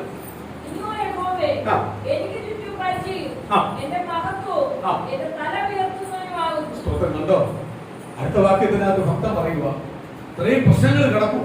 അടുത്തടുത്ത് പറയുക, എന്ത് പറയുക? എന്റെ ദൈവമേ, നീ എനിക്ക് ചുറ്റും പരിചയം. കർത്താവ് എനിക്ക് പരിചയമായി നിന്നാ പിന്നെ എന്നെ തൊടാൻ പറ്റുമോ? എന്റെ തല ഉയർത്തുന്നവനാ എന്റെ ദൈവം. ഇന്ന് ഈ സഭയെ കുറിച്ച് പ്രാർത്ഥിച്ചപ്പോ ദൈവമക്കൾ പറഞ്ഞു, പലരും സാക്ഷ്യം പറഞ്ഞു, സഭയ്ക്ക് വേണ്ടി പ്രാർത്ഥിക്കുമ്പോഴും വെളിച്ചമാണ്. സ്തോത്രം. ഈ കഴിഞ്ഞ ആഴ്ചകളിൽ പ്രാർത്ഥിക്കുമ്പോഴും ദൈവം എനിക്ക് തന്ന വെളിപ്പാടും അത് തന്നെ. കാര്യം എന്തുവാ? ദൈവത്തിന്റെ വചനം പറയുന്നു, ഇരുളൊരു ലേശവും അവിടെയില്ല. ആര് വെളിപ്പെട്ടാൽ? കർത്താവ് വെളിപ്പെട്ടാൽ. അപ്പൊ കർത്താവ് നമുക്ക് തരുമെന്ന് പറഞ്ഞിട്ടുണ്ടെങ്കിൽ, ദൈവജനത്തിന് തരുമെന്ന് പറഞ്ഞിട്ടുണ്ടെങ്കിൽ, ദൈവമക്കൾക്ക് തരുമെന്ന് പറഞ്ഞിട്ടുണ്ടെങ്കിൽ, നിശ്ചയമായി ഇരുന്ന് മാറാൻ പോവുക, ഇരുട്ടിന്റെ അവസ്ഥ മാറാൻ പോവുക. കർത്താവ് വെളിപ്പെടാൻ തുടങ്ങിക്കഴിഞ്ഞാൽ ദൈവത്തിന്റെ വചനം വിളിച്ചു പറയുന്നു, ഒരു ഇരുളും അവിടെ ഇല്ല, ഇരുളവിടെ ലേശവും ഇല്ല. വെളിച്ചം വെളിപ്പെട്ടു, വെളിച്ചം വെളിപ്പെട്ടാൽ വെളിച്ചത്തെ കീഴ്പ്പെടുത്തുവാൻ ഇരുളിന് കഴിയത്തില്ല. ഇരുളിനെ കീഴ്പ്പെടുത്തുന്ന ആള് വെളിച്ചം. യേശു ഉള്ളിടത്ത് വെളിച്ചമാവുന്നത്. യേശു വെളിപ്പെട്ട് കഴിഞ്ഞാൽ ആ വെളിച്ചത്തെ അടക്കി വെക്കുവാൻ ഒരു ശാന്തിക്ക് കഴിയത്തില്ലെന്ന് ഇന്ന്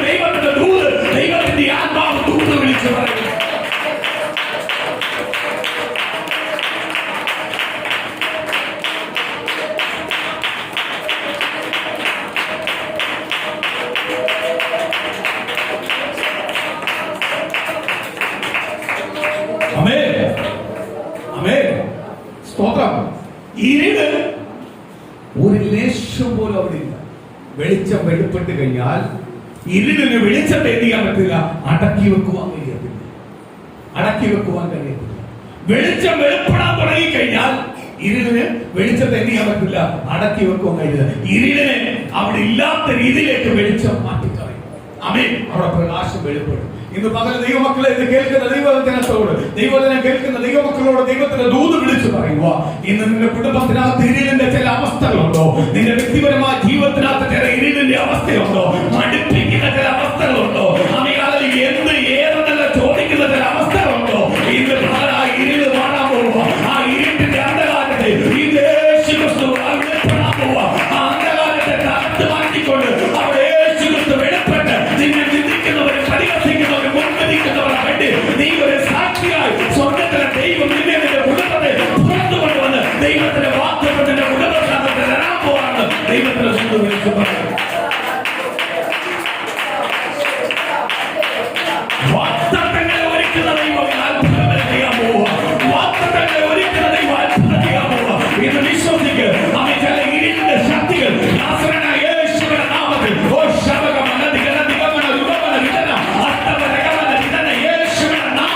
ചില ഇരുളിന്റെ ആത്മാവ് അഴിഞ്ഞു മാറട്ടെ. ഇരുളിന്റെ ശക്തി അഴിഞ്ഞു മാറട്ടെ. ഇരുളിന്റെ പാരമ്പര്യങ്ങൾ ഉടനെ മാറട്ടെ. ദൈവത്തിന്റെ വെളിച്ചോടെ വെളിപ്പെടട്ടെ. യേശുവിന്റെ തേജസ്സോടെ ദൈവത്തിന്റെ ഭവനത്തിൽ പരിചയമാണ്. എന്റെ ഭവനത്തിന് ചുറ്റും ഒരു പരിചയമാണ്. എന്റെ ഭവനത്തിന് ചുറ്റും ഒരു കാവലാണ്. എന്നെ തുടങ്ങണമെങ്കിൽ എന്റെ ദൈവം അറിയണം. അപ്പൊ നിന്നെ നോക്കി കഴിഞ്ഞ ശത്രുവായ പിശാച് പറഞ്ഞു, ദൈവത്തിന് അവന് രക്ഷയില്ല. ഇന്ന് പകൽ അതിന്റെ ദൂത് പറയുക, എന്റെ ദൈവം എനിക്കൊരു പരിചയമാണ്.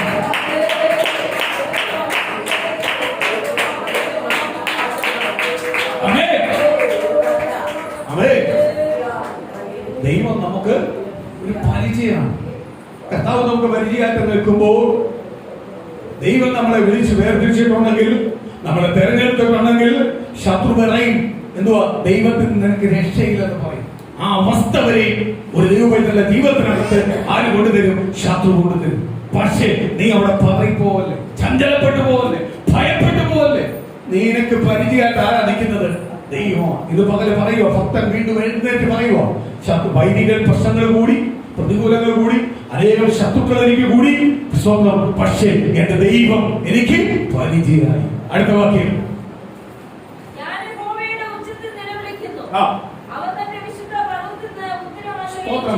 ഞാൻ പ്രതികൂലം വരുമ്പോൾ, പ്രയാസങ്ങൾ വരുമ്പോൾ, സങ്കടങ്ങൾ വരുമ്പോൾ ഞാൻ ദൈവത്തെ എന്തുവാ? അത്യുച്ചത്തിൽ നിലവിളിക്കും. അപ്പൊ നമ്മൾ ആരോടാ അത്യുച്ചത്തിൽ നിലവിളിക്കേണ്ടത്? മനുഷ്യനോടാണോ? ബന്ധുക്കളോടാണോ? സ്വന്തക്കാരോടാണോ? അപ്പനോടാണോ? അമ്മയോടാണോ? സഹോദരിമാരോടാണോ? കുഞ്ഞുങ്ങളോടാണോ? അല്ല, നമ്മൾ ദൈവത്തോട് നിലവിളിക്കണം. നമുക്ക് പലപ്പോഴും പ്രാർത്ഥിക്കാൻ അറിയത്തില്ല. പ്രാർത്ഥിക്കേണ്ട രീതി പലപ്പോഴും അങ്ങോട്ട് മനസ്സിലാവത്തില്ല. പ്രതികൂലം വരുമ്പോൾ കരഞ്ഞോണ്ടിരിക്കാനേ നമുക്കറിയാം. നമുക്ക് പുറകുറുത്തോണ്ടിരിക്കാനേ അറിയാവൂ. ദൈവത്തോട് ഓരോ ചോദ്യം ചോദിച്ചുകൊണ്ടിരിക്കാനേ അറിയാവൂ. ഞാൻ ദൈവ പൈതല, അവകാശത്തോടെ കൊണ്ട് പ്രാർത്ഥിക്കണം. ഞാനൊരു ദൈവ പൈതല. ഇതങ്ങോട്ട് പറയുമ്പോൾ തന്നെ നിനക്കെതിരെ നിൽക്കുന്ന ശത്രു അവിടെ തകരാൻ തുടങ്ങും. അവൻ കൊണ്ടുവച്ചിരിക്കുന്ന പ്രതിസന്ധികൾ തകരാൻ തുടങ്ങും. അങ്ങോട്ട് പ്രാർത്ഥിക്കണം. അങ്ങോട്ട് മുഴങ്ങാനും മടക്കി ദൈവസന്നിധിയിൽ അങ്ങോട്ട് കരങ്ങൾ ഉയർത്തി അങ്ങോട്ട് വച്ചുപതി പ്രാർത്ഥിക്കണം. ഞാൻ ദൈവ പൈതല.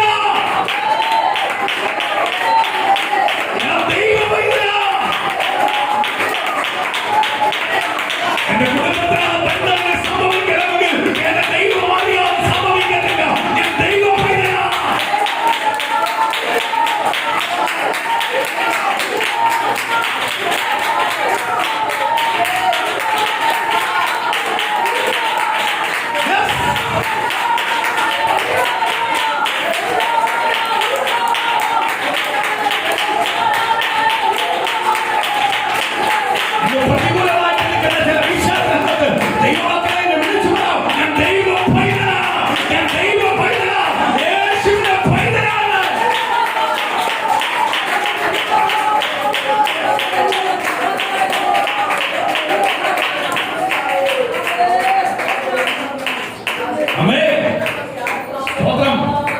അത് നടക്കുമോ നടക്കത്തില്ലയോ? പക്ഷേ അത് നടക്കും. അങ്ങനെയൊന്നും അങ്ങോട്ടല്ല പറയേണ്ടത്. ഞാൻ ദൈവ പൈതല, എനിക്കത് നടക്കും, എനിക്കത് കിട്ടും. എന്റെ ദൈവം എനിക്ക് വെച്ചിട്ടുണ്ട്. എന്റെ ദൈവം വാക്ക് മാറത്തില്ല. എന്റെ ദൈവം എന്നെ വിളിച്ചു വേർതിരിച്ചത് തരാമെന്ന് പറഞ്ഞിട്ടുണ്ടെങ്കിൽ നിശ്ചയമായി ഇത് തരും. ഞാനും എന്റെ കുടുംബവും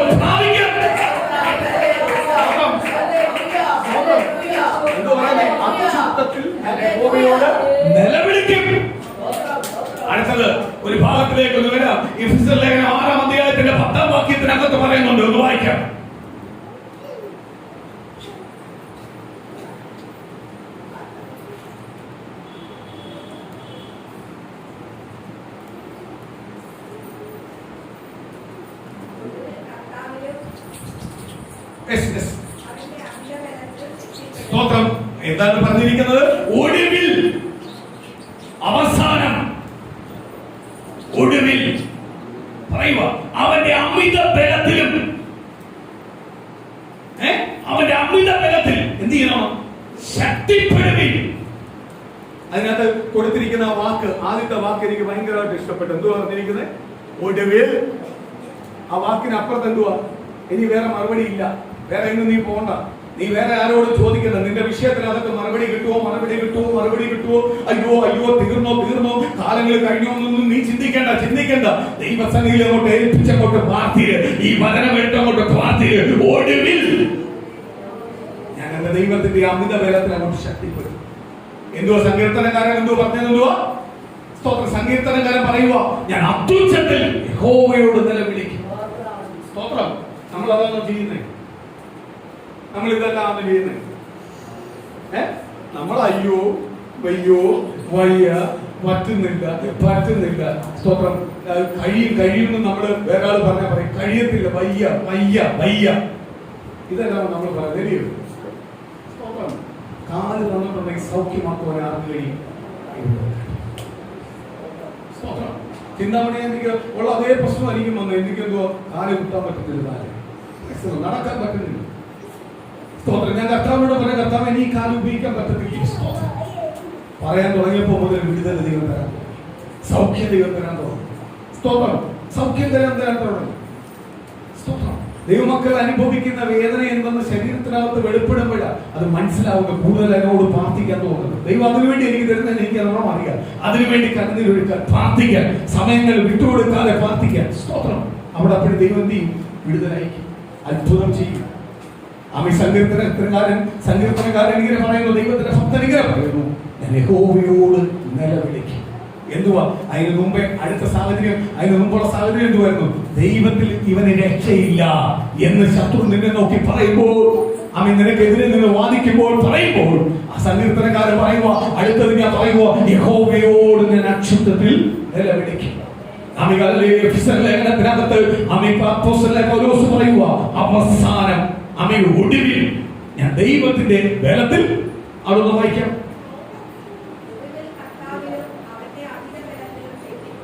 നമ്മൾ കർത്താവിലും അവന്റെ അമിത ബലത്തിൽ. ഞാൻ നേരത്തെ തുടങ്ങിയപ്പോൾ ഒരു വാക്യം ഞാൻ പറഞ്ഞു, യഹോവയുടെ വഴിയിൽ നടക്കുന്നവൻ ഭാഗ്യവാൻ. യഹോവയുടെ വഴി നടക്കണമെങ്കിൽ എന്ത് ചെയ്യണം?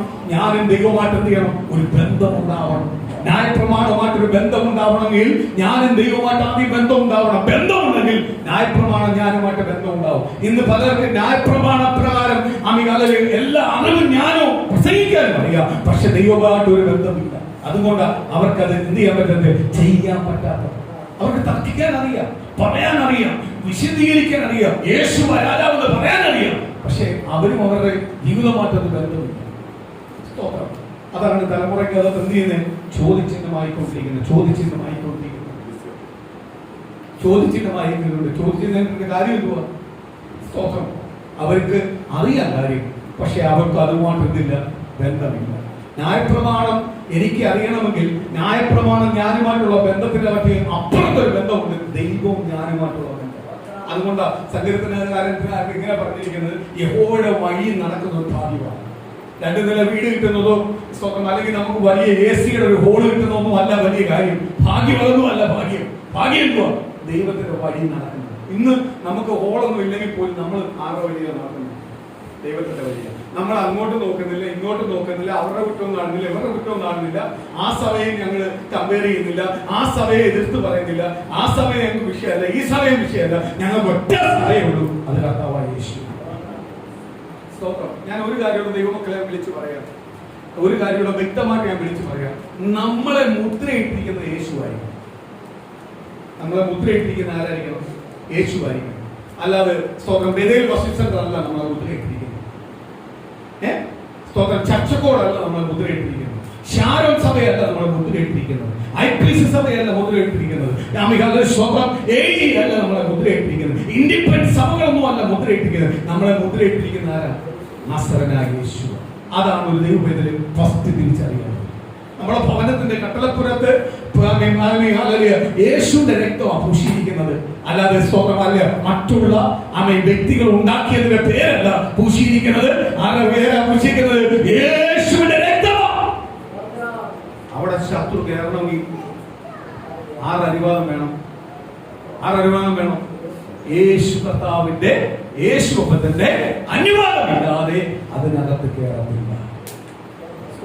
നമുക്ക് പ്രതികൂലം വരുമ്പോൾ നമ്മൾ അങ്ങോട്ട് ദൈവത്തോട് അങ്ങോട്ട് ചേർന്ന് അങ്ങോട്ട് ദൈവസ്ഥലിൽ അങ്ങോട്ട് ഇരുന്നിട്ട് പറയണം, കർത്താവേ ഈ വിഷയം കൊണ്ട് എന്നെ തൊടാൻ പറ്റത്തില്ല. ശത്രുവായ പിശാചേ നിനക്ക് എന്നെ തൊടാൻ പറ്റത്തില്ല. കാര്യം എന്തുവാ? ഞാൻ യേശുവിന്റെ പൈതലാണ്. എന്നെ വിളിച്ച് വേർതിരിച്ച് എന്നോട് ദൂത് പറഞ്ഞിരിക്കുന്ന കർത്താവെങ്കിൽ ഞാൻ ആ ദൂത് പ്രാപിച്ചിരിക്കും. ഈ വിഷയമൊന്നും എന്നെ എന്ത് ചെയ്യത്തില്ല, തളർത്തത്തില്ല.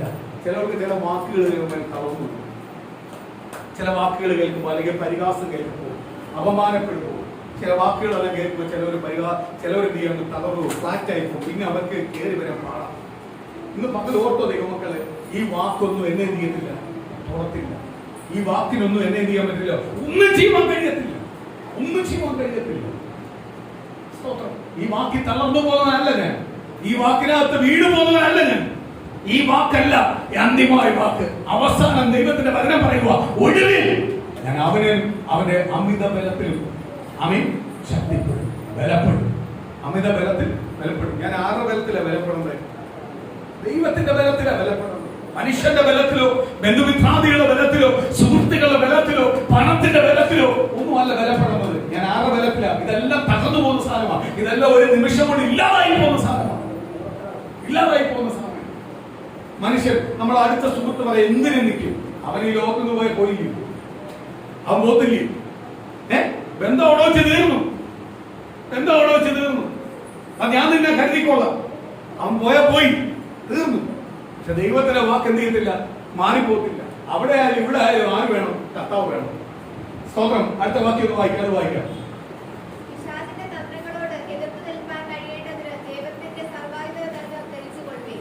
പിശാചിന്റെ തന്ത്രങ്ങളോട് എതിർത്ത് നിൽപ്പാൻ കഴിയേണ്ടതിന് ദൈവത്തിന്റെ സർവായുധം ധരിച്ചുകൊള്ളേ. അപ്പൊ ഞാനും ദൈവവുമായിട്ട് എന്ത് ചെയ്യണം? ഒരു ആഴമായ ബന്ധം. എന്നെ കരുതുന്ന ദൈവം. സങ്കീർത്തനക്കാരൻ പറയുന്നു, പരിചയം. എനിക്ക് എന്റെ ചുറ്റുമാരുണ്ട്, എന്റെ ദൈവമുണ്ട്. പരിചയം.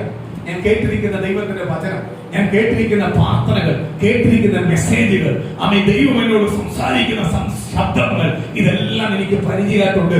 ഈ പ്രതികൂലോ പ്രയാസമോ സങ്കടങ്ങളോ എന്നെ എത്തിയിട്ടില്ല, തോന്നത്തില്ല. അപ്പൊ ദൈവത്തിന്റെ സർവായുധം ഞാൻ ധരിച്ചു കൊള്ളണം. ദൈവത്തിന്റെ സർവായുധം എന്ന് പറയുന്നത് ദൈവം ഞാനുമായിട്ടുള്ള ആഴമായ ബന്ധം, ദൈവത്തിന്റെ അഭിഷേകം, ദൈവത്തിന്റെ ശക്തി ആര് പ്രാപിക്കണം? ഞാൻ പ്രാപിക്കണം. ദൈവത്തിന്റെ ശക്തി എന്നെ മേലുണ്ടെങ്കിൽ എന്നെ ഒരു ശത്രുവിനും എന്ത് ചെയ്യാൻ പറ്റത്തില്ല, ദൂരാൻ കഴിയത്തില്ല. സ്തോത്രം. ആ വാക്യോടെ നിൽക്കട്ടെ. ആ സങ്കീർത്തനത്തിന്റെ അടുത്ത വാക്യം വായിക്കാം, എന്നിട്ട് മറ്റേ വാക്യം വായിക്കാം. സ്തോത്രം.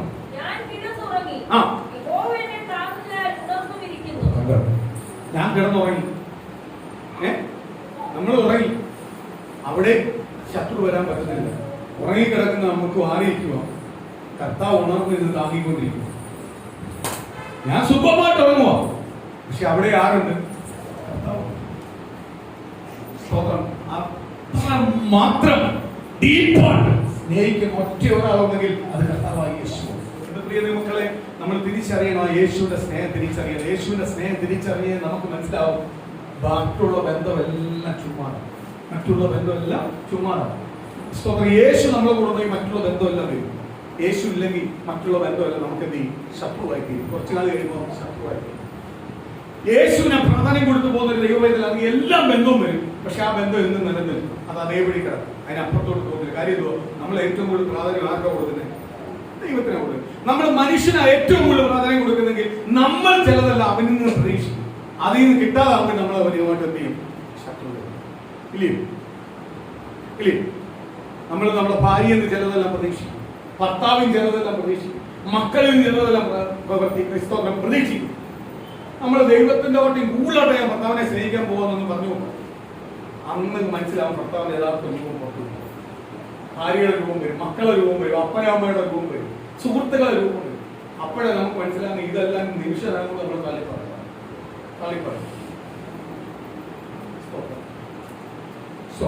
പണ്ട് വർഷങ്ങൾക്ക് മുമ്പേ സ്തോത്രം ഒരു സാമ്പത്തികമായ ചെലവഴിച്ച് കഴിഞ്ഞപ്പോൾ ഞാൻ സുനിലോട് വരുന്നു, നീ പറഞ്ഞോണ്ടാ ഞാൻ മൊത്തം തരും. അപ്പോൾ സുനിൽ എൻ്റെ അടുത്ത് എടുത്ത് വായിച്ചു വെച്ച് ഒരു ചോദ്യം.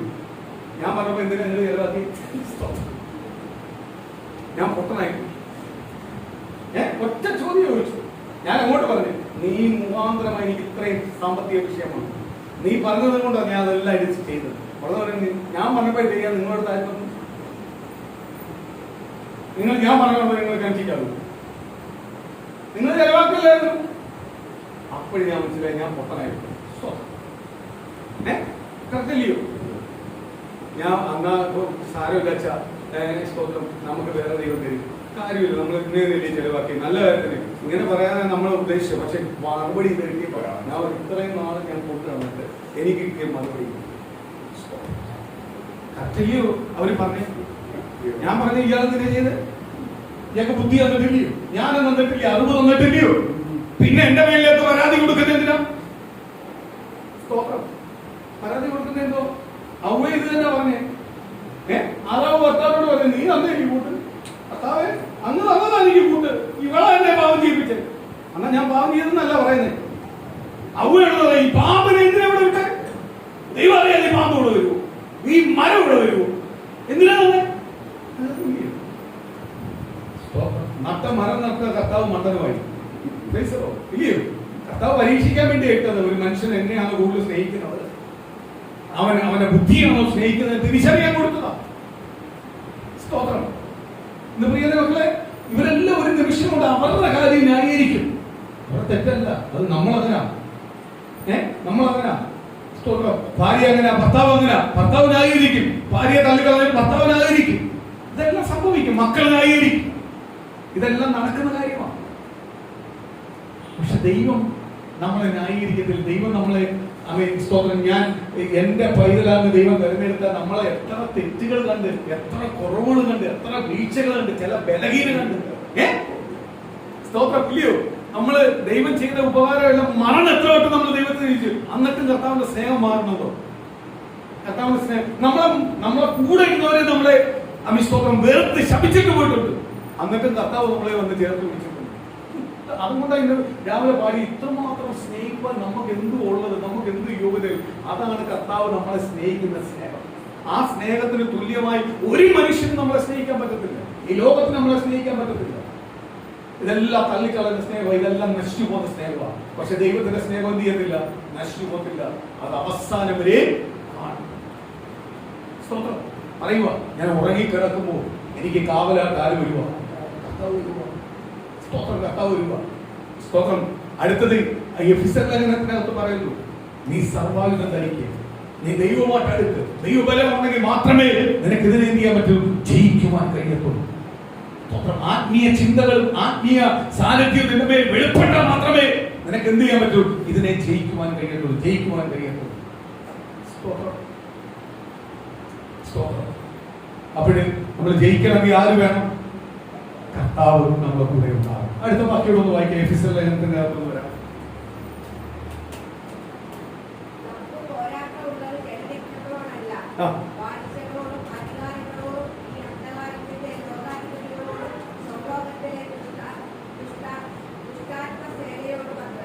കണ്ടോ, നമ്മുടെ ശത്രുതയുള്ളത് ആരോടാണ്?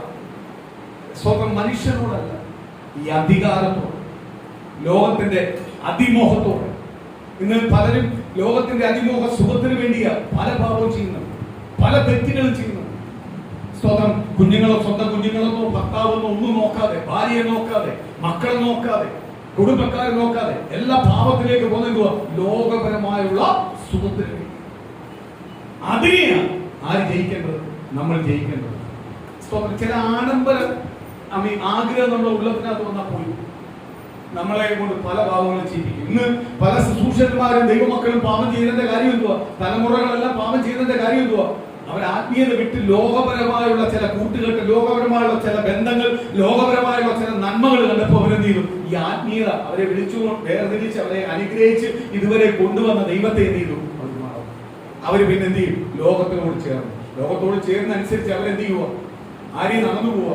ദൈവത്തിന് നടന്നു പോവുക, പാപത്തിലേക്ക് പോവുക. സ്തോത്രം. ഒരു വാക്യോട് നമുക്കൊന്ന് വായിച്ചിട്ട് നമുക്ക് പ്രാർത്ഥിക്കാൻ പോവുക. സ്തോത്രം. അത് ബാക്കി ഞാൻ അടുത്ത ആഴ്ച എടുത്തോളാം. സ്തോത്രം. വെളിപ്പാട് പുസ്തകത്തിലേക്ക് ഒന്ന് വരാം. അതിന്റെ 20-ാം അധ്യായത്തിന്റെ 13-ാം വാക്യം മുതലുള്ള വാക്യം. 3 വാക്യമേയുള്ള അവസാനത്തെ വെളിപ്പാട് 20-ന്റെ 13, 14, 15.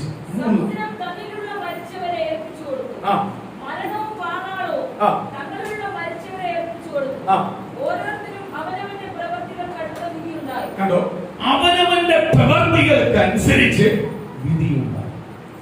അത് അവസാന കാലത്തിന്റെ കാര്യമോ കർത്താവ് വെളിപ്പാടിനകത്ത് പറയുമോ? അവനവന്റെ പ്രവർത്തിക്ക് അനുസരിച്ച വിധി. ഇന്ന് ഓരോ കുടുംബത്തിനകത്ത് ഇത് എന്തുകൊണ്ട് സംഭവിച്ചു? അയ്യോ, ഇത്രയും വലിയ സുശേഷകന്റെ ഭവനത്തിനകത്ത്, അല്ലെങ്കിൽ ഇത്രയും വലിയ ദൈവപൈതലിന്റെ ഭവനത്തിനകത്ത്, അല്ലെങ്കിൽ ഇത്രയും നല്ല കുടുംബത്തിനകത്ത് എന്തുകൊണ്ട് സംഭവിച്ചു? അവനവന്റെ വിധിക്ക് അനുസരിച്ച് പ്രതിഫലം. അടുത്തത്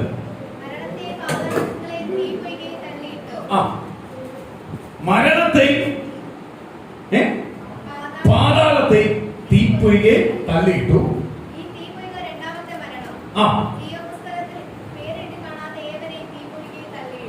ജീവന്റെ പുസ്തകത്തിൽ പേരെഴുതപ്പെടാതെ കാണാത്തവന്റെ പേര് കാണാത്തവനെ എല്ലാം ആരും എവിടെ കളയും? തീപ്പൊയ്കെ. ഈ ലോകസുഖത്തിന് പുറകെ പോകുന്നവനെല്ലാം അവസാനം പോയി കിടക്കുന്ന എവിടെ? തീപ്പൊയ്കെ. ധനവാൻ ലാസറിനെ കാണിക്കുന്നു. ധനവാൻ പോയി കിടക്കുന്ന സ്ഥലവും ലാസർ പോയിരിക്കുന്ന സ്ഥലവും പറയുന്നുണ്ട്.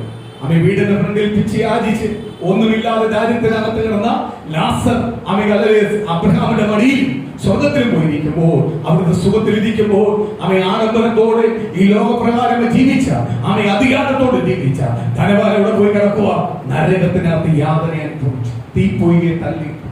ജീവന്റെ പുസ്തകത്തിൽ പേരില്ലാത്തവനെ സ്തോത്രം. ഇന്ന് പലർക്കും ജീവന്റെ പുസ്തകത്തിൽ പേരുണ്ടോ, അങ്ങനെ ജീവന്റെ പുസ്തകം ഉണ്ടോ എന്നെല്ലാം പറഞ്ഞിട്ട് സ്തോത്രം ജീവന്റെ പുസ്തകത്തിന് വേണ്ടി എരിവോട് നിന്ന് പ്രസംഗിച്ചവരുടെ കൊച്ചുമക്കൾ തലമുറകൾ അല്ലെങ്കിൽ ജീവന്റെ പുസ്തകം എന്ത് എരിവോട് നിന്ന വ്യക്തികളുടെ കുടുംബങ്ങളുടെ കൊച്ചുമക്കളുടെ പോക്ക് ആ രീതിയിലാണ്. കാര്യം എന്തുവാ? അവർക്ക് ലോകത്തിന്റെ ആഡംബരം അല്ലെങ്കിൽ ലോകത്തിന്റെ സുഖം അവർ ആത്മീയ സുഖത്തിന്റെ കാട്ടി വലുതായിട്ട് അവരെ കാണുന്നു. അതിനവർ കീഴ്പ്പടങ്ങിയിരിക്കുന്നു. അതുകൊണ്ട് അവരെന്ത് ചെയ്യുക? അവർ അവസാനം എവിടെ വരത്തുള്ളൂ? തീപ്പൊയ്കെ. അതിനു മുമ്പേ പറയുക, അവന്റെ പ്രവൃത്തിക്കനുസരിച്ച് ന്യായം വിധിക്കും. ഓരോരുത്തരുടെ പ്രവൃത്തിക്ക് അനുസരിച്ച് എന്തുണ്ടാവും? ന്യായവിധി ഉണ്ടാവും. ചില പ്രതികൂലം, ചില നിന്ദകളും പരിഹാസങ്ങളും അല്ലെങ്കിൽ ലോകപരമായി കേൾക്കേണ്ട ചിലപ്പോൾ തെറ്റ് ചെയ്യാതായിരിക്കാം. പക്ഷെ അത് ദൈവത്തിന്റെ നീതിയും. പക്ഷെ ചിലത് ചെയ്തിട്ട അത് ദൈവം ചെയ്തില്ല, നീതിയില്ല. രണ്ട് വ്യത്യാസങ്ങളുണ്ട്. സ്തോത്രം. ഒരു നിമിഷം നമുക്ക് എല്ലാവർക്കും എഴുന്നേക്കാൻ നമുക്ക് പ്രാർത്ഥിക്കാം. കർത്താവിന്റെ പാദപീഠത്തിലേക്ക് ഒന്ന് ഏൽപ്പിച്ചു കൊടുക്കാം. ഇന്ന് പകല് കർത്താവ് ഞങ്ങളെ ഭയപ്പെടുത്തുന്ന ചിന്തകളെല്ലാം മാറട്ടെ. ഞങ്ങൾ കൂരിവീട്ടിന്റെ ചിന്തകൾ മാറട്ടെ. സഭയ്ക്കകത്ത് ദൈവത്തിന്റെ ധാതയെക്കുറിച്ച് പ്രാർത്ഥിക്കുമ്പോൾ ആ ദൈവത്തിന്റെ തേജസ് വെളിപ്പെടുന്നുണ്ടല്ലോ.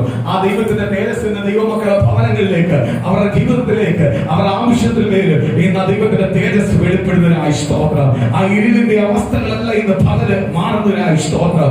എല്ലാ ഇരുട്ടിന്റെ ശക്തികളിൽ നിന്ന് തകർന്നു മാറുന്നതിനായി സ്തോത്രം. ദൈവത്തിന്റെ ആത്മാവിന്റെ ശക്തി ഇന്ന് പകൽ ഓരോ കുടുംബത്തെ ദൈവം തൊടുന്നതിനായി സ്തോത്രം. കർത്താവേ, ഇന്ന് ഞങ്ങൾ പ്രാർത്ഥിക്കുമ്പോൾ ആ ദൈവത്തിന്റെ ആത്മാവിന്റെ പരിവർത്തനം ഇന്ന് ഓരോ കുടുംബത്തിനകത്ത് വെളിപ്പെടട്ടെ. കർത്താവേ, ഞങ്ങൾ ലോകപ്രകാരം ജീവിക്കേണ്ടവരല്ല, ലോകത്തിന്റെ പിന്നാലെ പോകേണ്ടവരല്ല, ഞങ്ങൾ ദൈവത്തിന്റെ പിന്നാലെ പോകേണ്ടവരാണ്. ഞങ്ങൾ ലോകത്തിന് വേണ്ടി ജീവിച്ചവരായിരുന്നു, ഞങ്ങൾ ലോകത്തിലുള്ളവരായിരുന്നു. അതുകൊണ്ട് ദൈവം ഞങ്ങളെ തിരഞ്ഞെടുത്ത് തിരിച്ചത് ഞങ്ങൾ ലോകപ്രകാരം ജീവിക്കാനുള്ളതല്ല, ദൈവത്തിന്റെ പിന്നാലെ, കർത്താവിന്റെ പിന്നാലെ, കർത്താവിനെ പ്രകാരം പോകേണ്ടവരാ. ഇന്ന് പല ആവശ്യങ്ങളും പകരണേ. ആ ദൈവത്തിന്റെ തേജസ്സിനെ പകരണേ. ഇന്ന് കേട്ട ദൈവത്തിന്റെ വചനം അടുത്ത ആഴ്ച ജീവിക്കുന്നവർ അവരെ വെള്ളോ കോട്ടയായിട്ട് ഓരോ കുഞ്ഞുങ്ങളെ ബലപ്പെടുന്നത്, കുഞ്ഞുങ്ങൾ ആരെങ്കിലും തിരിച്ചറിയുന്നത് ഒടുവിൽ അമ്മ ദൈവത്തിന്റെ ആത്മാവിന്റെ ബലത്തോട് ശക്തിയോട് ബലപ്പെടട്ടെ. ആ ദൈവത്തിന്റെ ആത്മാവിന്റെ ബലത്തോട് ബലപ്പെടട്ടെ. ആ സർവ്വമായും ധരിച്ചുകൊണ്ട്, ആ ദൈവത്തിന്റെ വാസത്തെ ധരിച്ചുകൊണ്ട് ഇന്ന് പകരം ദൈവത്തിന്റെ കൂടുതൽ ഓരോ കുടുംബത്തിനകത്ത് ബലപ്പെടട്ടെ.